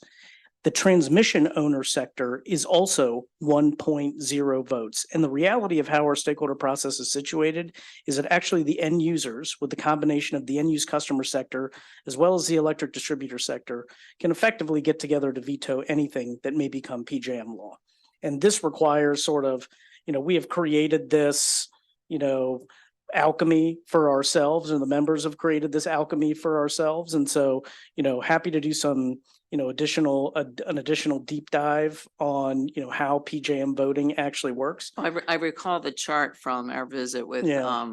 the chair put together for us to PJM, and it looked to me that what you just described, that there's some checks and balances already in place. Yeah, and you know, the other piece of the puzzle here is that, and if you talk to the transmission owners, you talk to those folks, they'll say, we have a disproportionate, we don't have enough voting power because the end use customers can effectively veto anything that we need to do, and we need to operate the grid. So generally, everybody has a moderate level of dissatisfaction with where this sits right now. Just one other thing I would say about sort of this voting dynamic is, you know, this idea that sort of the fossil community controls PJM. There are far more renewable developers in the PJM membership than there are entities that still have fossil holdings in PJM. And I can provide those voting statistics very easily, and they're all public right now. So I wanted to get that point across. I think that's helpful information. Thank you. Okay, the final 2 questions. And by the way, since everybody is off tomorrow, I don't feel as bad about this long briefing today. You got a long weekend. Senator Augustine, and then it's going to conclude with Senator Kagan. Thank you. I will say Lemoria told me she thought this was going to take an hour. Okay. She said an hour and a half. Yeah. All right. So I've appreciated what Jamie and David have shared. I think this is about energy capacity though today. You guys talked about a whole lot of other things. The Skipjack project, right? I mean, we're talking about the energy capacity, and we're talking about do you agree, or are you at all concerned that while we want to have these renewable energy projects, but they simply aren't coming online? And there are these other forces that are stopping it. Does that not concern you when we have understandably a downward trend on some of the existing energy sources that are there? I mean, what they were talking about? Thank you for the question, Senator. Yes, I am very concerned about wind and solar energy sources not coming online fast enough. And I think that the state should take additional action to make sure wind and solar gets built faster, such as solar siting reform to make it easier to build utility scale solar in Maryland. Right now, a project has to go through the PJM queue, which is very difficult. It's getting easier thanks to good reforms at PJM, and Maryland's local solar siting processes, which can be very restrictive. And to get through both of those is a maelstrom. And it's why, while wind and solar are, like, wind renewables are coming on, they're coming on faster every year, but it's still a percentage of what gets approved by the queue gets finally built, but a increasing number every year is being built. And we want that number to keep increasing faster and faster through good policies that the state has already made and that we hope the state will continue to make. Okay, thank you. Okay, final question of the day, Vice Chair Kate. Thank you, Mr. Chair. I only had one question, and Jamie, based on what you just said, I now have to ask a second question. David, you talked about that PJM was insufficient in its planning for deactivation. And I wonder if, other than having a crystal ball that works, how could we expect PJM or anyone to know when Brandon Shoals was going to be, what's the expectation you have in your criticism? Yeah, so like I said, with that one slide we prepared, Yeah. we showed that Wagner, Perryman were going to be retired before those retirements were announced. And you can look at different things. One is the age of the plant, obvious, so how old is the plant? Brandon Shores, I think was 40 years old. Another very important measure is how much is that plant operating? It's load factor. So Brandon Shores and these other plants are not operating very much at all. And it's because they're not competitive in the PJM market. So you can see the writing on the wall. If a plant has a low capacity factor, that means it's not really generating, it's not able to sell a lot of megawatt hours. And so that's a sign that it's not competitive. And so you can look at it that way. And Brandon Shores, the owner, Talon, was in bankruptcy. I mean, another red flag. But yet, David, we're going to be begging them to stick around because we need it for the grid and we need capacity rather than retirement. We're not, we want people to not to have reliable electricity. The point is that the processes are, the way the process works now, and this is consistent with a FERC approved tariff. So we think PJM needs to go and fix that, right? So they're complying with federal law. But what we're saying is that needs to be fixed because customers are harmed because there's a deactivation notice. There's a quick study to see if it's a reliability must-run facility and what the solution is. All happens really fast, and the costs are in the hundreds of millions of dollars. Whereas if PJM was looking at this, there's a letter to now Commissioner, former Chair Barve, I think from, I forget what year, but it's a couple years ago where you can see the question was, what's going to happen with these coal plants? Well, why not think about planning for that 2 years ago? And so we don't have to wait until 2028 for the transmission solution, if that's the best solution. We're also concerned that may not be the best solution. Okay, maybe we can take some of that offline because it's, Jamie, I feel like I've heard two things from you about the PJM queue.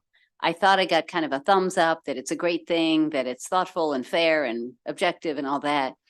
And then I've also heard, though, we don't know, and how can we figure it out and all that. So just very briefly, the queue, is it doing the job we need it to do? Is it a good thing? Or would you tweak it, and how?